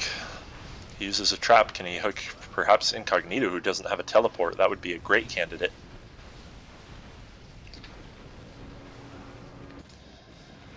So yeah, Gabriel's coming in to ward off enemy. As a Titan, he's probably better off trying to play offense against the command post. Though he is sieging the base. He has a lot of DPS, and so does Pikabar. They were both in the lane, so they both got pretty fed. Pikabar doesn't actually have any weapons yet. Looks like he spent all of his gold on mana. Actually, it doesn't even look like that, because he doesn't have very much mana at all. Maybe his weapons on his tech mech or something. ArmoredTitan barely able to teleport out of the way once again. And, uh-oh. The North team has 3 tanks coming in here. ArmoredTitan doesn't have a teleporter anymore. If Lukas can get the kill on him, he can negate a lot of the DPS they have. Pikabar does teleport in. ArmoredTitan still has the barricade up. And then, did Alrion use his reactive armor on Lukas getting hit by the main gun from Incognito? That's just about as much as you can heal, except for perhaps an orbital strike from Pikabar. Imagine healing 5,000 damage instead of taking 5,000. Hokuto is able to get the kill on the tower, and so now these tanks are vulnerable to hooks. Can he hook Incognito? There's too many creeps in the way. And when is the North team going to tank? Not enough gold, not enough gold, not enough gold, not enough gold, and not enough gold. Enemy continuing to buy items on his storm tank. Aggression happening on the south side. Pikabar placing a little obelisk. He gets hooked by Hokuto, and now he is vulnerable. Pikabar does not have a teleporter, so he will go down. Meanwhile, enemy trying to take the middle command post. It is warded off by Gabriel and Escanor.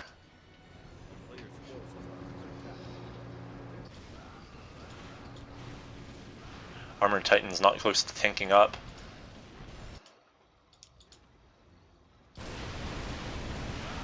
Escanor's not close to tanking up. Lots of aggression happening here on the North team. Incognito teleports in, he gets a gravity grenade off and an orbital strike off. He does get hooked now, so he's going to die. He doesn't have a teleporter. He does have a frost magic though, so he can deal some damage.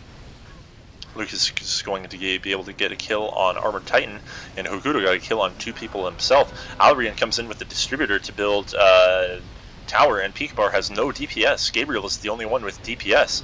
Pikabar's tech mech comes in with a poison magic, and so with 2 Titans there, that's a lot of tank. Though they do have to take out the laser tower. They are going to buy enough time for Incognito to teleport back in. Alrion dies, Todd dies, so yeah, the south team is going to ward off this attack. Gabriel is a little bit vulnerable. Hokuto does get the kill on him and tried to teleport out of the way. Pikabar tries to teleport in and get the kill on him. He gets stopped by a excuse me, by a teleport breaker, and so Hokuto, it looked like he did die anyway. So the North team actually holding their own quite well despite having a massive tank disadvantage. And once again, they still have the creep armor advantage, so it's 15-18 to 18-18. So I wonder if somebody on the south team has been buying armor upgrades at this point, because they're only 3 ahead by now. Wonder if it's been Escanor with his advanced troop command.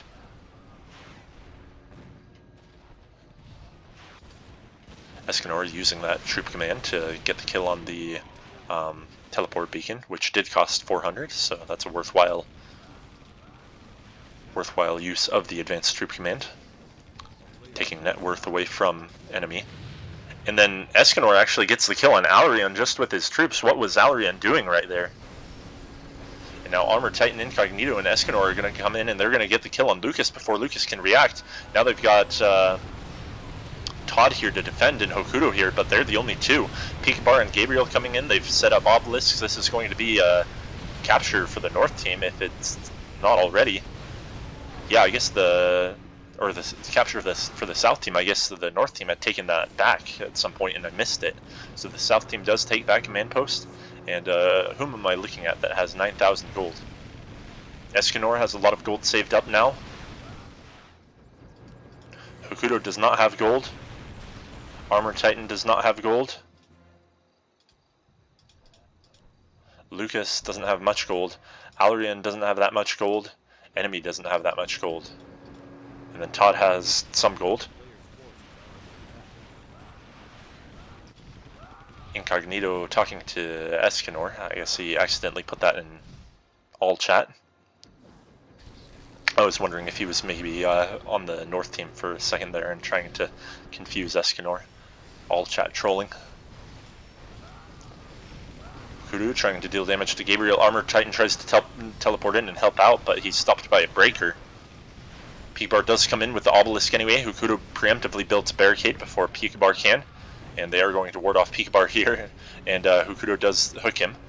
And now pikabar is a little bit vulnerable. He does have the ability that heals himself quite a bit, and so Todd is unable to pursue him for the kill.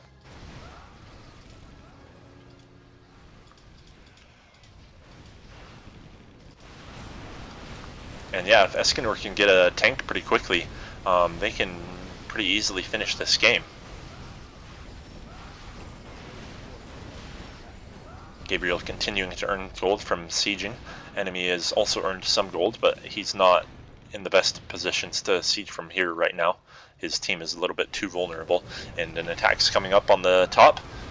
Pikabar does get the obelisk in. Will Incognito get a good gravity grenade? He's dealing with Todd right now. He finally does get the gravity grenade off and the orbital strike off and the main gun. He's able to get an assist on a couple of kills. They do kill the tower. Can they get up the build? Todd gets the build with a laser tower, so that's probably going to hold this command post. It is taking quite a lot of damage, and Gabriel comes in with his ultimate ability to deal a lot of damage. That's what ends up getting the kill on Alrion, and in fact they are going to kill the laser tower, and they have 3 people there. And so they don't even need to build follow-up. They're going to build a camouflage generator anyway, and the North team really needs to tank. This is like their last chance, because they need to, if they start losing these 2 command posts, they lose any access to the tank construction hall. And so I think this was really kind of a misplay by the North team, not taking advantage of the Alrion's armor upgrades and saving up for quick tanks. Despite them having armor upgrade 18 like 20 minutes ago, nobody has gotten an endgame tank on the entire North team.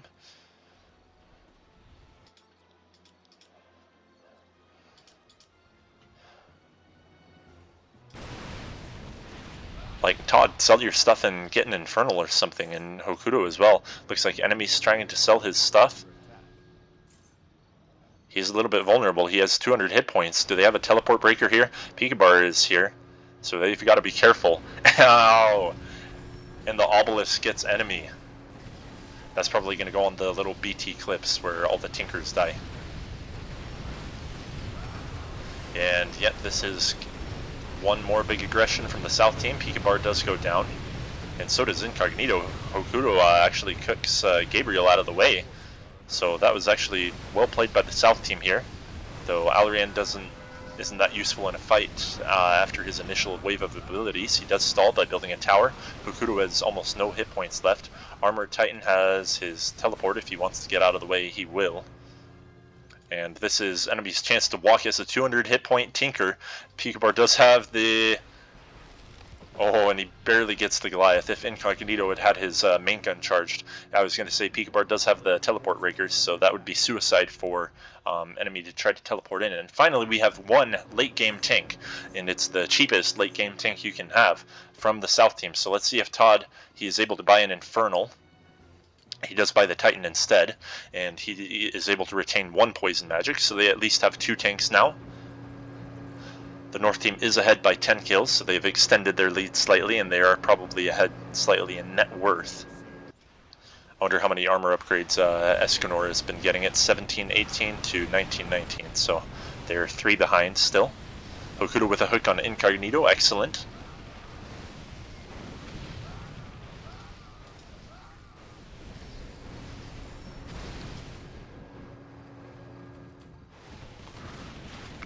Escanor with an Infernal and a troop command, so he's able to siege towers pretty quickly.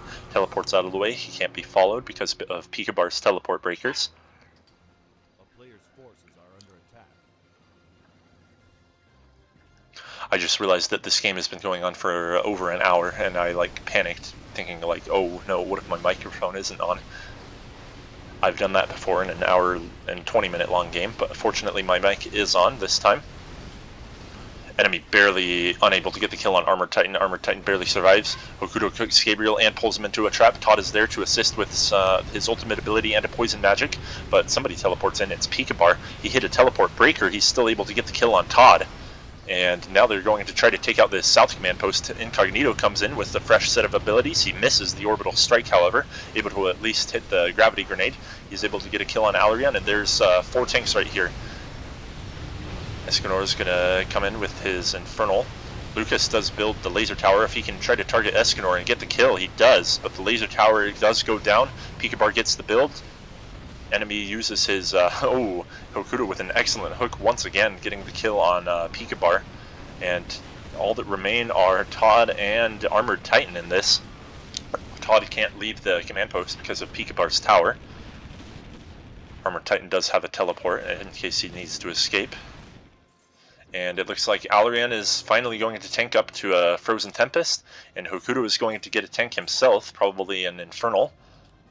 And now Lukas is going to get a tank, another Frozen Tempest. So now we've got 5 endgame tanks, and ArmoredTitan needs to tank up if he wants to even this out. Incognito is able to stay as a hunter for a little bit. That does scale well into the late game. And you can see he doesn't have any gold saved up. He has a gold hole, so he's planning on just trying to increase his survivability as a hunter and use his Acid Cloud to deal % damage to these late game tanks.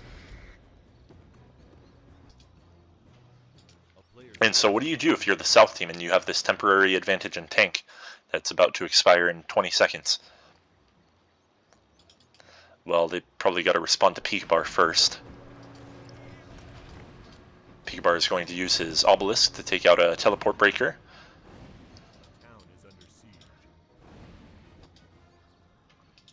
And ArmoredTitan does get an Infernal Robot. Hokuto, or actually Gabriel and Escanor, are continuing to siege this south base. 1 laser tower is down on the front.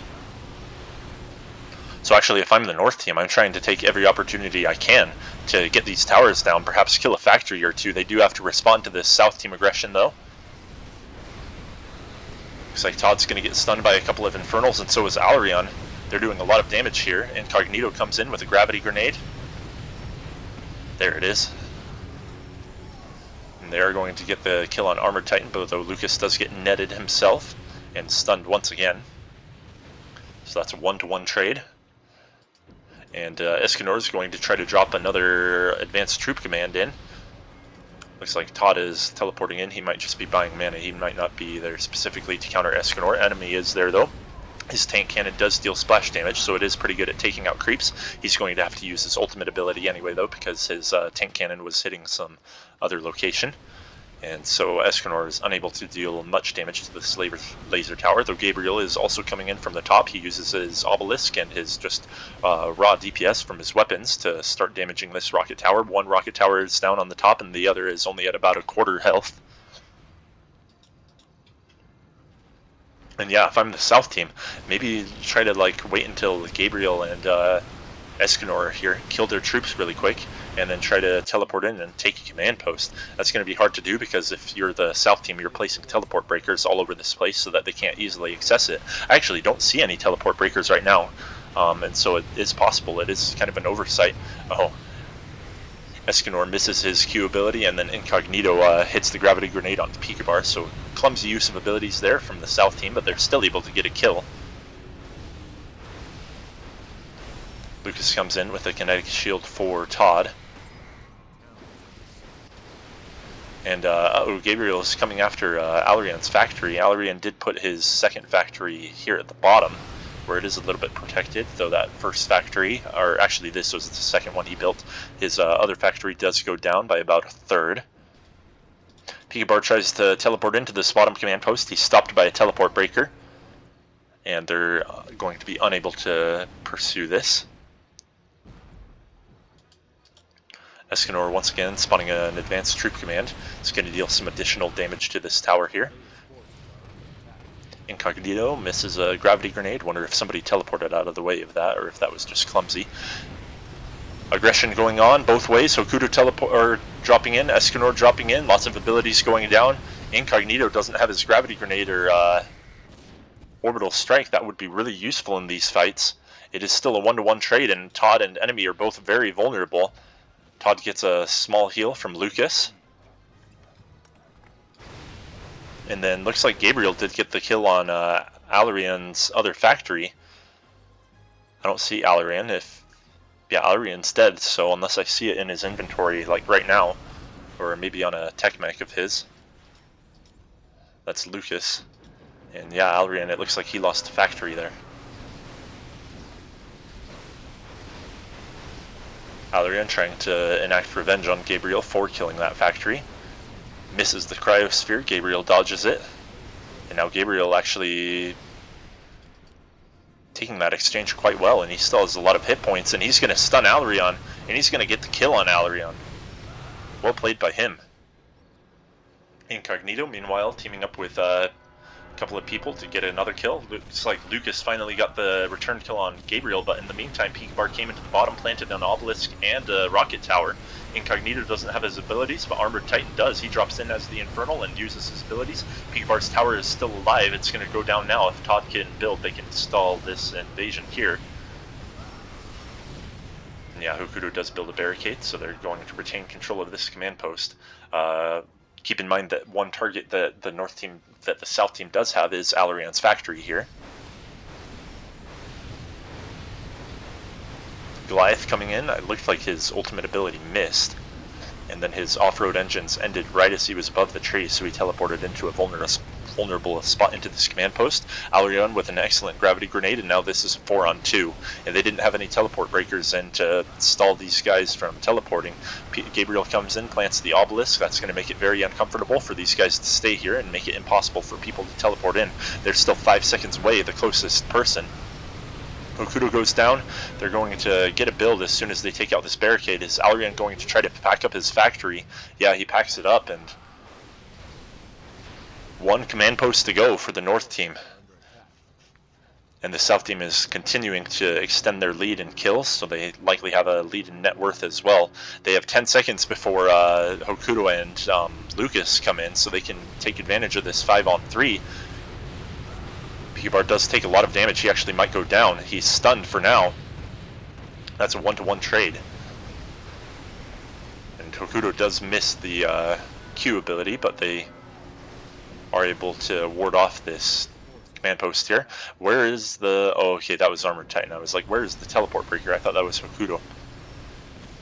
Gabriel trying to protect Incognito with the kinetic shield. Hokuto gets the kill anyway, but he dies.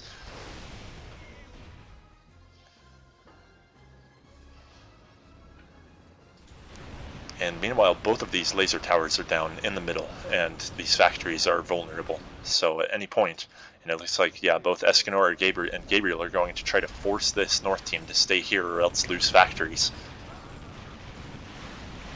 Alrion's going to try to sneak by them, perhaps. They do have a teleport breaker here in case Alrion tries to teleport. Escanor's going to spawn his troops and try to deal as much damage as he can to the tower. It's countered by enemy using his ultimate ability. Devastator Shot is the name of it.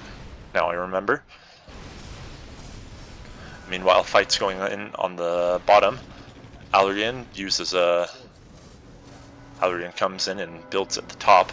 Builds at the top twice. He's going to try to split up this north team as much as possible. He's got 3 teleporting to this bottom one teleporting to this top, and meanwhile he's got we've only got ArmoredTitan here to stay, and Todd got an obelisk in, and that's going to silence all of these tanks here. This is a very good fight for the south team. Well played by everybody. Hokuto and enemy remain alive. And yeah, that's about as good of a fight as you can take as the south team there. So well played by Alrion to spread out the south team. And the north team was able to take 1 command post. Sorry, as good of a fight as you can take if you're the north team. And let's see, we've got 20-20 and 21-20. So it looks like Escanor has been continuing to get some armor upgrades. They're now only 1 behind. Alrion once again trying to build and take command posts. They're going to be able to respond to it in time. Alrion trying to pressure this middle command post while they're distracted, but neither attack was fruitful.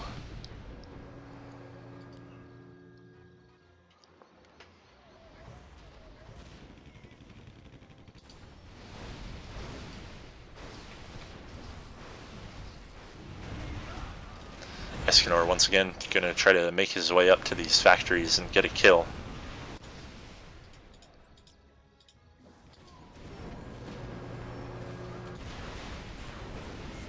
Clears out the creeps with his ultimate ability, and he's definitely going to get a factory kill here. What are his mortar teams doing? It looks like they got hit by the splash damage and got aggroed into the rocket tower rather than hitting the factory. That could have easily been a factory kill there had Gabriel manually controlled his creeps, but perhaps next time he's able to at least finish it off with the obelisk. So 1 factory is down.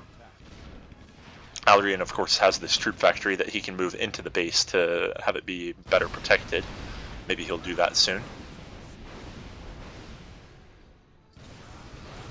Alrion's a bit vulnerable. He gets stunned and he dies almost instantly to that combo.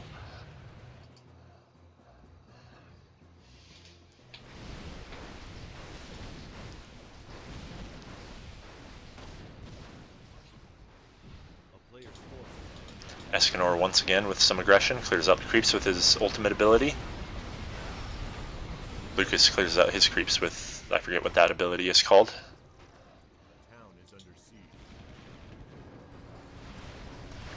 And now pikabar plants in an obelisk. He's going to get stunned by Hokuto and maybe stunned by Todd as well. ArmoredTitan is there, but it's not going to be enough. Incognito with a Reaper. Wonder if he would be better off getting a Titan. Titan can still use the orbital strike pretty effectively.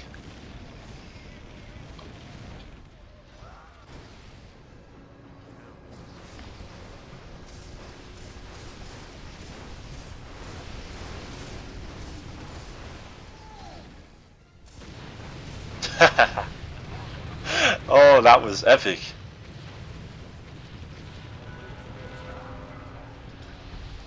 Alrion, I've always kind of like imagined what if somebody dropped a bomb in a command post. I've never actually seen it happen. Alrion just dropped a bomb into this north command post and got 3 kills.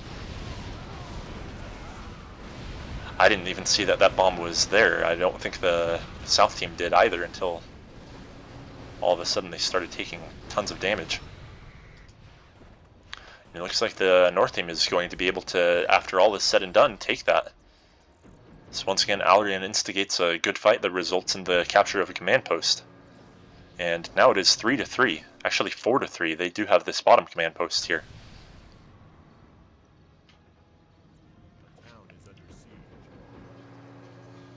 I was going to say, with regards to the orbital strike on Titan, when 2 games ago when I went Infernal, I actually put an orbital strike on my Infernal. Just because I didn't have that much DPS, and so my tactic was I figured I would just hop in, use as many abilities as I can, use the orbital strike, and teleport out of the way, and then try to like follow up with the minor damage I had. I had a couple of artilleries, and I think I ended up getting like a poison magic or something. But yeah, orbital control does scale well into the late game because it does. It does a 5% damage bonus for each weapon upgrade, and so I think they're at 20 weapon upgrades right now. So that's 6 orbital strikes at 900 damage each, so over 5,000 damage. Alrion gets a kill. Escanor is trying to use his troop packs to take out enemy's tower. Enemy does have the advantage of having the tower share DPS, so he's probably going to hold off this attack. Escanor does try to use a kinetic shield for some additional hit points. This fight is going on long enough that enemy should have somebody teleport in if it does become an issue.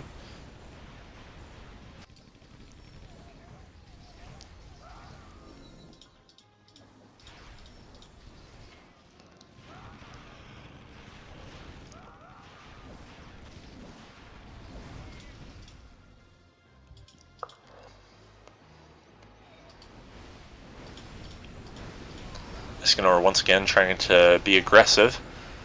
Unable to get the kill here, he has to teleport out of the way. Pikabar staying nearby him in case anybody wants to teleport onto him. So we've got 2 factories down. Alrion has moved his factory into the base. He does have another factory here that Gabriel is trying to take out. Gabriel is going to take it out about 2/3 of the way. Incognito another little bit. Incognito does die, however. And it looks like enemies trying to take out this control point at the top. It looks like he bought some, or actually he has the advanced troop command that from when he was a storm tank. He's not going to quite get the kill on Pikabar's barricade.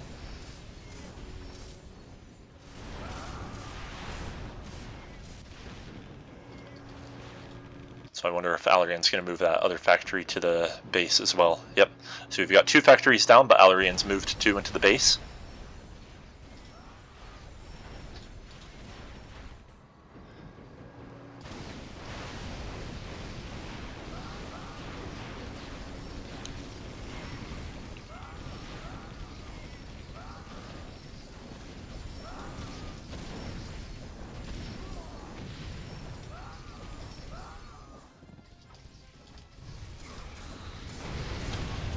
pikabar with a net on Alrion, followed up with an orbital strike. Alrion barely teleports out of the way of that.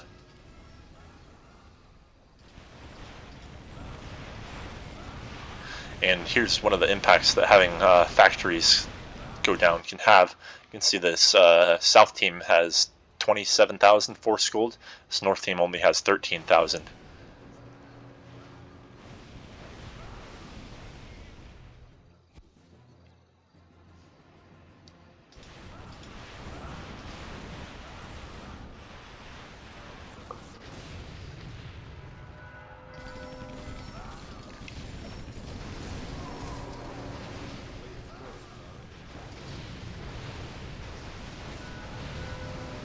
Gabriel gets a kill on enemy.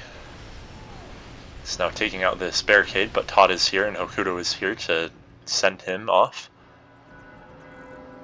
Gabriel might try to aggress this once again. He does have 2,000 DPS. If he can get a build, looks like his teammate Escanor just got a kill on the bottom. Gabriel is able to build. He uses a kinetic shield. Aurion's the only one there. He uses a cryosphere and an orbital strike.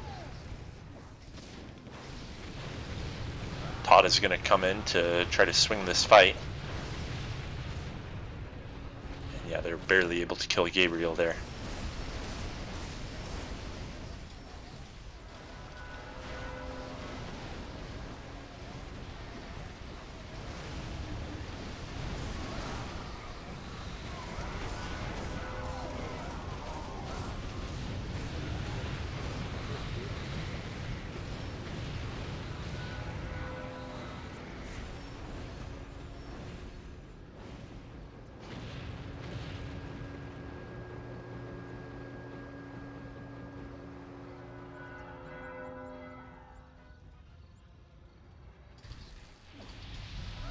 Alrion with a build of a laser tower. Gabriel teleports in just in time, but this is a 2-on-1 with the laser tower. And so they might finish them off. Incognito comes in to teleport just in time. He uses an orbital strike on Alrion's tower, and they're probably going to retain this command post. Nope, Alrion gets another build, and they're able to finish him off. Meanwhile, the North team did recapture this command post here.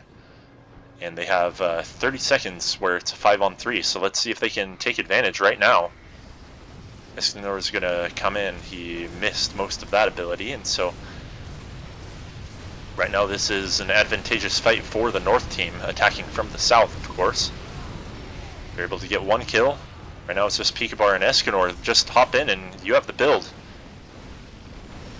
Yep, this is a 5-on-3, turned 5-on-2, turned 5-on-0. And right now they have 30 seconds, or about 20 seconds, of a 5-on-2, so let's see if they can get another command post right now.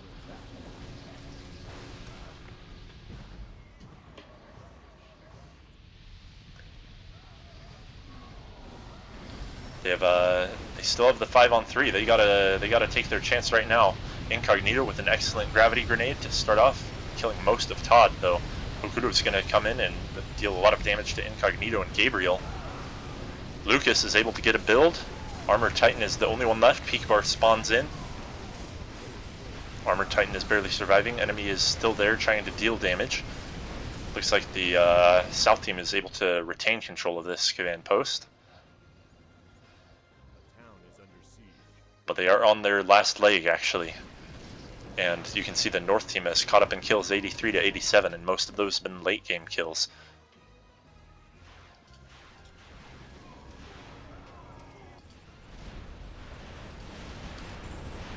I was expecting that after Escanor took out these two factories that they would have this matchup pretty much in the bag, but no, the North team's taking back all but one command post. It is now a 5-on-5, so let's see who's able to get the next snowball.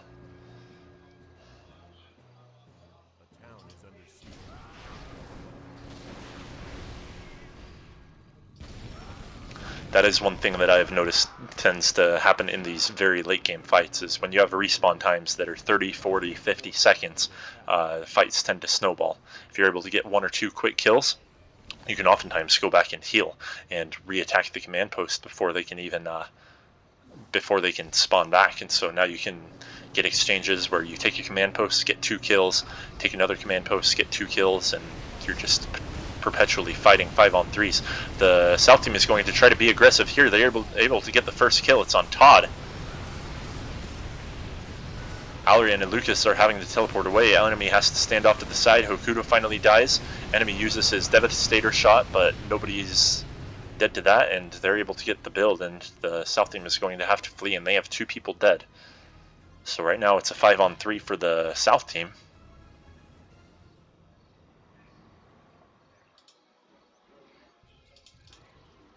Wonder whose kinetic shield this is. Okay, it's Gabriel's. That would have been bad if it were one of the North teams.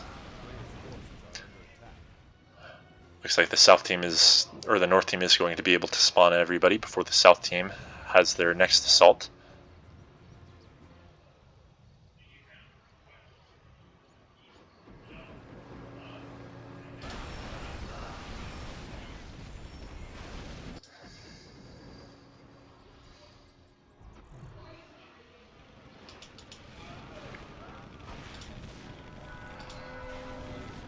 Alrion's going to try to place a bomb. They're wise to his plan this time.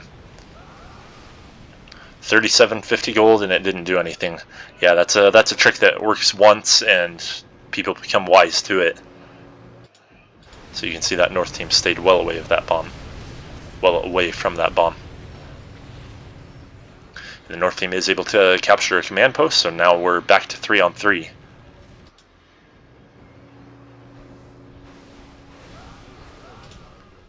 Enemy with a supercell. That's a pretty expensive weapon. Alrion still doesn't have any weapons. He's continuing to buy bombs. What if he'll plant a bomb right now? Yep. I don't think he was able to channel that bomb fully. I didn't see it go off. Anyways, it looks like it's still 3-on-1 for the South team.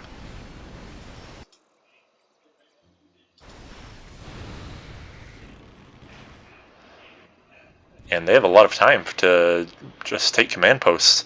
We've got the first person spawning back, pikabar, in 20 seconds. So yeah, they're wisely splitting up, trying to kill these towers. He's using take aim on this tower right here. He's got 10 seconds, so you can build something and move on. A player's forces are under attack. They could still take this command post. It's only going to be pikabar, and they're going to teleport in one at a time. Just launch a coordinated attack right now. Todd, a little bit too fast of an attack. He takes a teleport breaker to the head, and he's going to die instantly. That's actually very, very bad for the South team. Yeah, they might have to retreat out of this. Alrion with another bomb. Gets a kill on ArmoredTitan. Pikabar has to get out of the way.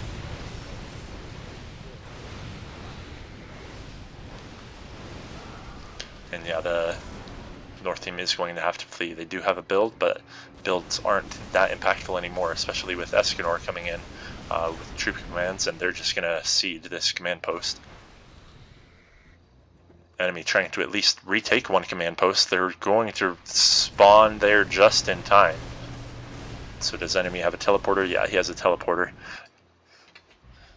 Good attempt by him to stall, or at least get a one-to-one trade while your team was at a disadvantage, but it didn't end up working out.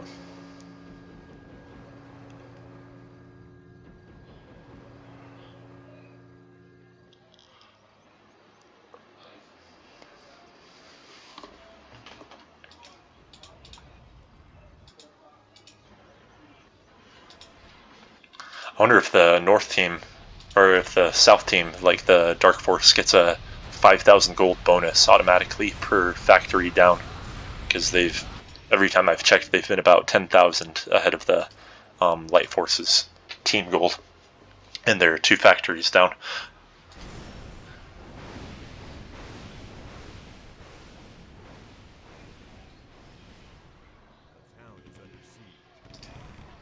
Alrion trying to plant another bomb.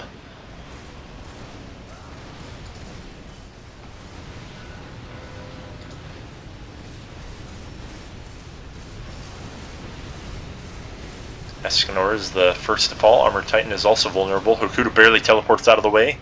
Lukas barely teleports out of the way. If they can retreat and then retake this fight, go and heal up and take a 5-on-3 fight. 5-on-2, yeah. Incognito was getting a little bit greedy there. There are 2 command posts left, but if you can take one of them, this will snowball pretty easily and you take both. They do have the laser tower protecting this command post. They could bring a couple of tech mechs along and try to get some teleport breakers in here.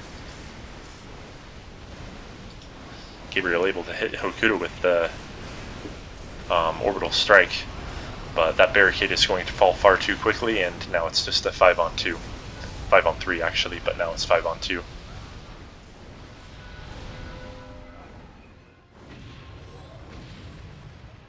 And yeah, they've got another 5-on-2, so go and heal. You've only got Pikabar and Incognito in here. And even though, well, actually even Alrion has the build. So this is a 5-on-2 with a build. Incognito goes down, Pikabar goes down, and that's going to be the last command post. So that's a pretty impressive comeback. And yeah, it sounded like the South team had the advantage for quite some time. But now the North team has all the command posts, they're ahead in kills, and they're massively ahead in net worth.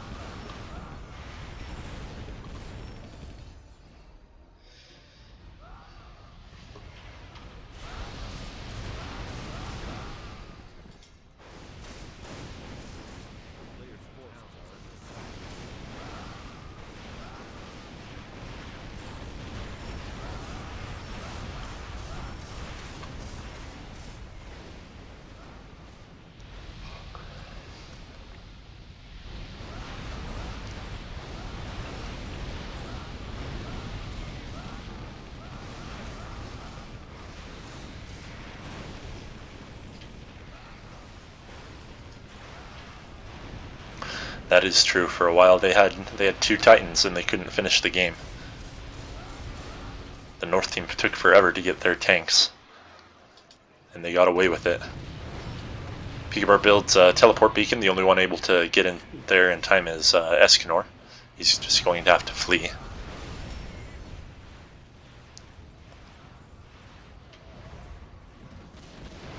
An enemy does have the advanced troop command to assist in sieging. Though at this point everybody has enough DPS that towers and creeps will fall very quickly.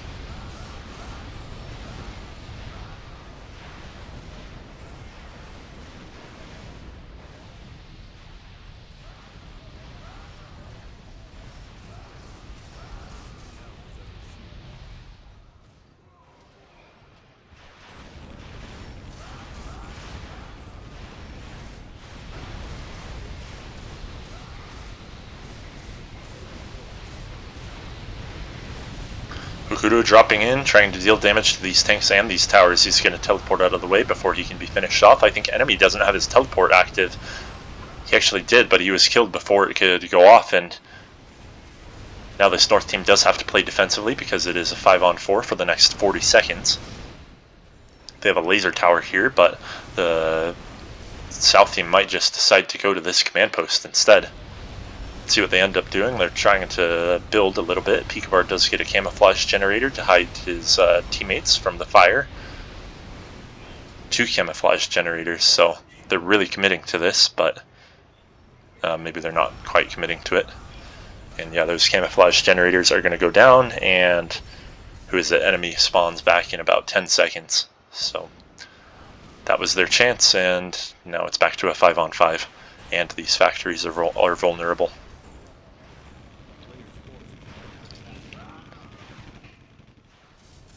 Hokuto trying to make sure that nobody can build any teleport beacons at any of these locations. That's smart play by him.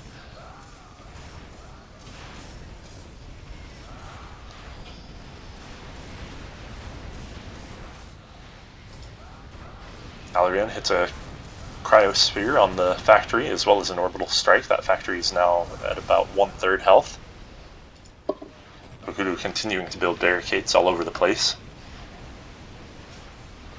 These barricades will also soak up damage in a firefight, so you can see her between enemy and Gabriel and Incognito and Lukas.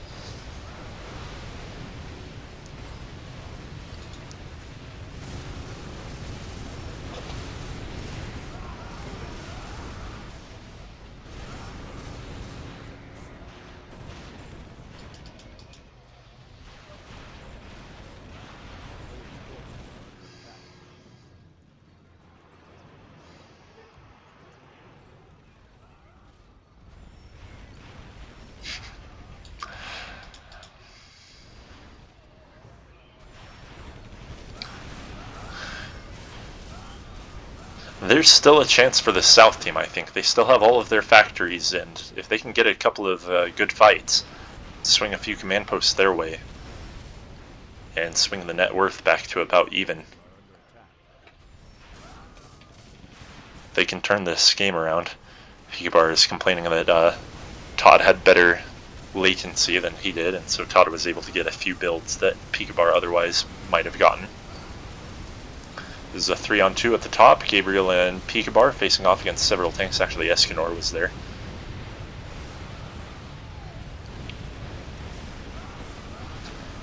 Nobody dies in that fight. Everybody does have to be very careful because, once again, your respawn time at this point is close to a minute.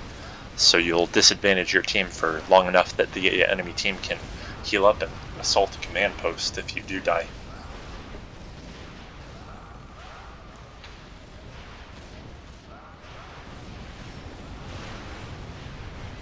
Alrion finally finishes off one factory, so starting to even up the score there.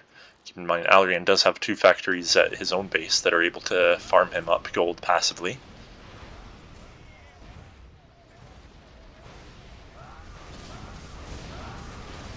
Enemy actually can't use the barricades to tank from Incognito's Reaper, but the Reaper doesn't deal enough damage to really be that significant.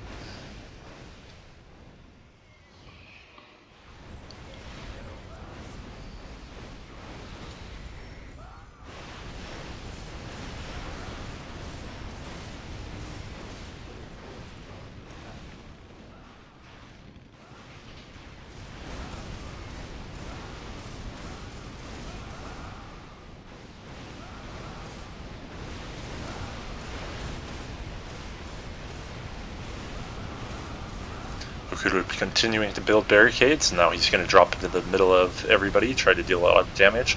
Lukas also hit them with a cryosphere, and this fight is going pretty well for the North team. They're definitely going to ward off the attack. Escanor goes down. ArmoredTitan's going to try to teleport into the middle of this South team here, and that's going to net his team 2 kills. Excellent play. He does die in return, but that was 2-to-1, and that does matter when respawn times are this large. The South team is having to heal up at their own factory here, the vehicle factory, and that does allow the North team some time and space to kill an additional factory. And enemy might actually take out another factory. Those mortars have plenty of life in them. Yep, 3rd factory down. Looked like I completely missed that, and so did the North team. Pikabar came here, built a factory, allowed his whole team, everybody who is alive, to teleport and recapture this command post, though a 4th factory is nearly down in their own base.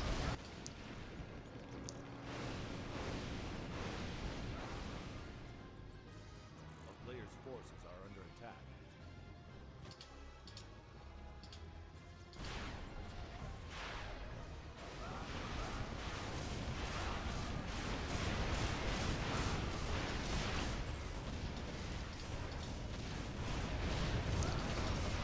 I wonder whose frost magic this is. That's an expensive weapon to be leaving around. Oh, it's Incognito's. He's building a factory.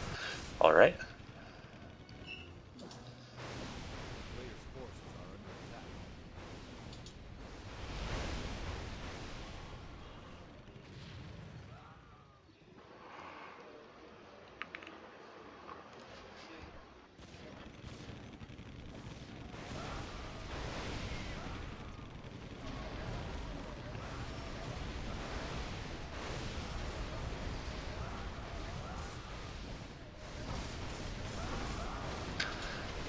Net goes off on Incognito. They're unable to follow it up.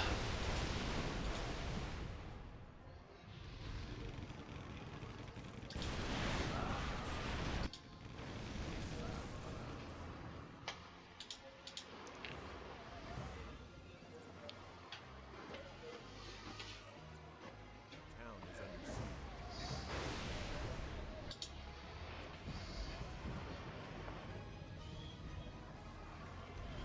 forces are under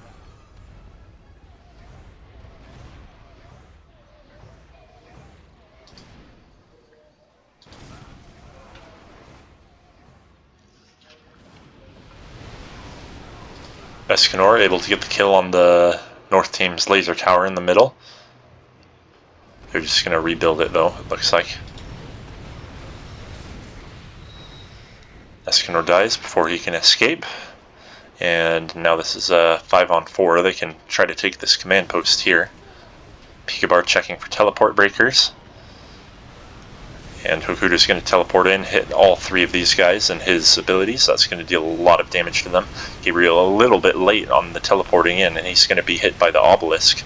This is a 2-to-1 exchange for the North team so far, 2-to-2. Pikabar is able to get the build, and he's able to kill enemy. Now he's going to teleport off and kill Todd.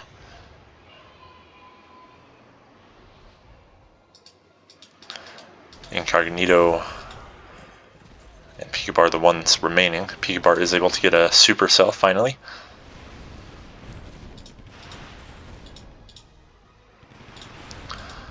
The North team is getting a few more armor upgrades this time. I wonder if that's just from Force Gold. Actually, they've had a disadvantage in Force Gold for the last little while, so looks like somebody's been buying armor upgrades. Assault coming into this bottom command post. It's 3-on-3 for now. Pikabar is able to get the obelisk just in time for Lukas to teleport in. And these players do have to be careful. Alrion doesn't have much in the way of DPS himself. He does have the orbital strike and a bomb.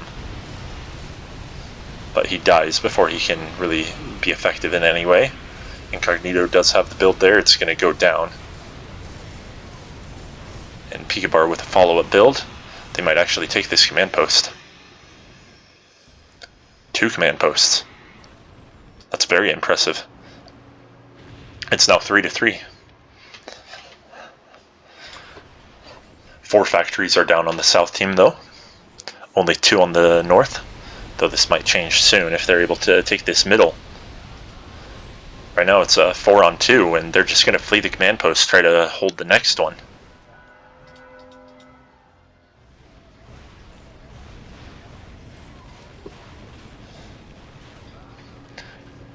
And yeah, these fights can snowball pretty effectively. Right now, Hokuto's gone for another 10 seconds, so they do have a small window.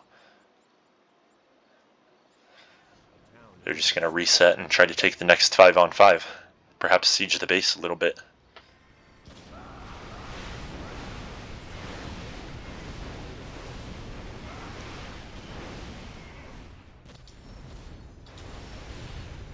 Incognito goes down. It looked like he got hit by a net. I don't see any other explanation for him senselessly dying like that.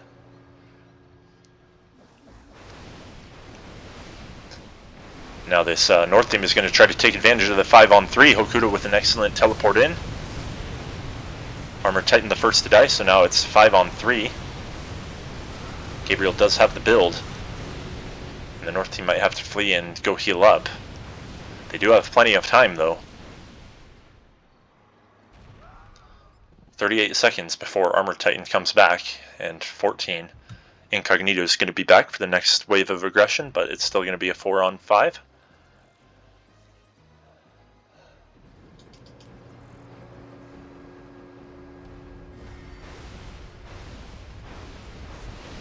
Putting some pressure on Pikabar here. Pikabar is going to try to build an obelisk to counter. Pikabar is very low health.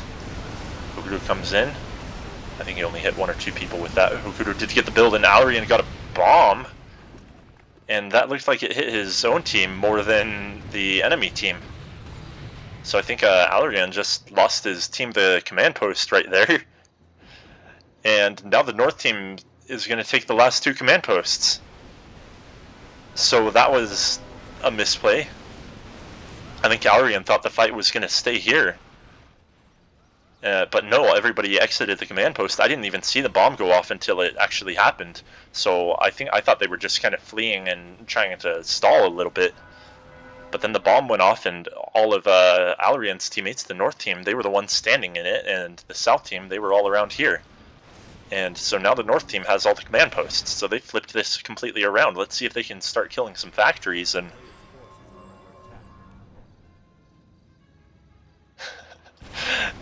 and a 2-hour game that ends in a wild comeback after somebody bombs their own team. The North team was starting to come back a little bit though, or the South team.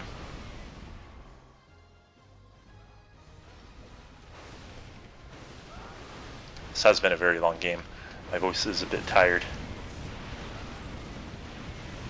I'm also not that familiar with late game dynamics, so I don't have that much to say, apart from like what I can see is happening.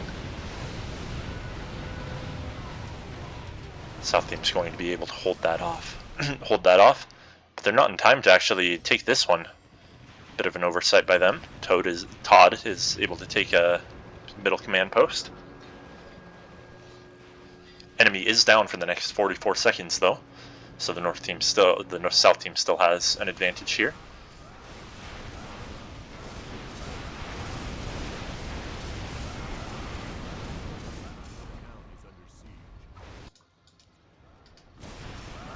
Net goes off. They're going to be able to kill Lukas, trapping Lukas in the net, far away from the command post. Pretty much take him out of the fight. He's actually just going to go try and counter with his own command post here. Pikabar is going to be there. Alrion's trying to plant a bomb to ward off Pikabar. It's going to make it so that he can take the command post, and then Alrion is able to cancel the bomb before it finishes channeling. So clever play by him to ward off Pikabar. And now he's going to teleport in just in time to get a couple of kills. Though Gabriel is there to get a kill. Alrion did plant the bomb. Nearly killed enemy, but he was able to at least kill whoever it was. Gabriel, I think, was there. Pikabar did end up taking this bottom command post.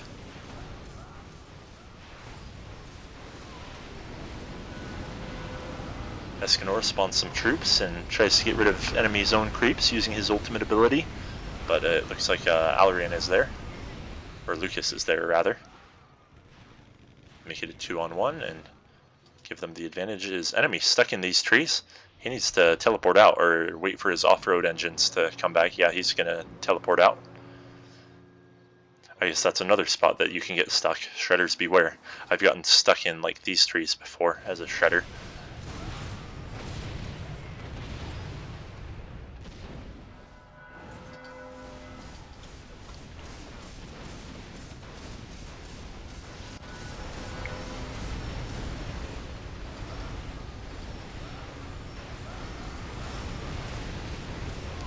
Three-on-one with a build against Gabriel. Looks like Todd just got 2 kills here at the bottom and barely survived. Excellent, excellent exchange for the South team. They have Escanor who's going to spawn soon, but nobody else is going to spawn for about 50 seconds. So South team, take advantage. You've only got Escanor to deal with. And yeah, spread out. Take these fights. Enemy runs into a breaker. Perhaps walk places and try to stick to 2-on-1 and 3-on-1 so that Escanor doesn't get easy kills on you. Escanor is probably just going to try to hold the last command post. Actually, he might not even do that. They've still got 14 seconds for Pikabar and then like 30 seconds for everybody else. Escanor is going to do the best he can. He should just teleport out. Yep, not feed.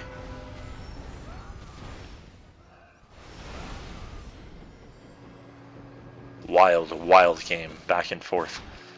Now, as long as Alrion can hit the bomb on like these headquarters towers and not on his own tanks, they might actually win this. Frost Laser from Escanor.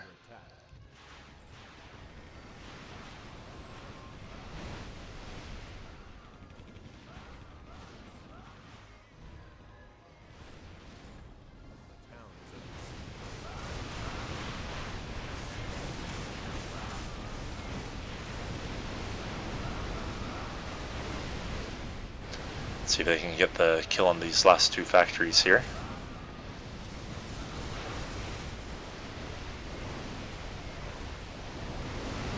The south team does have to go all the way back to this tank construction hall if they do want to heal, so the north team can heal a bit more easily than the south team can. Fifth factory goes down, courtesy of enemy.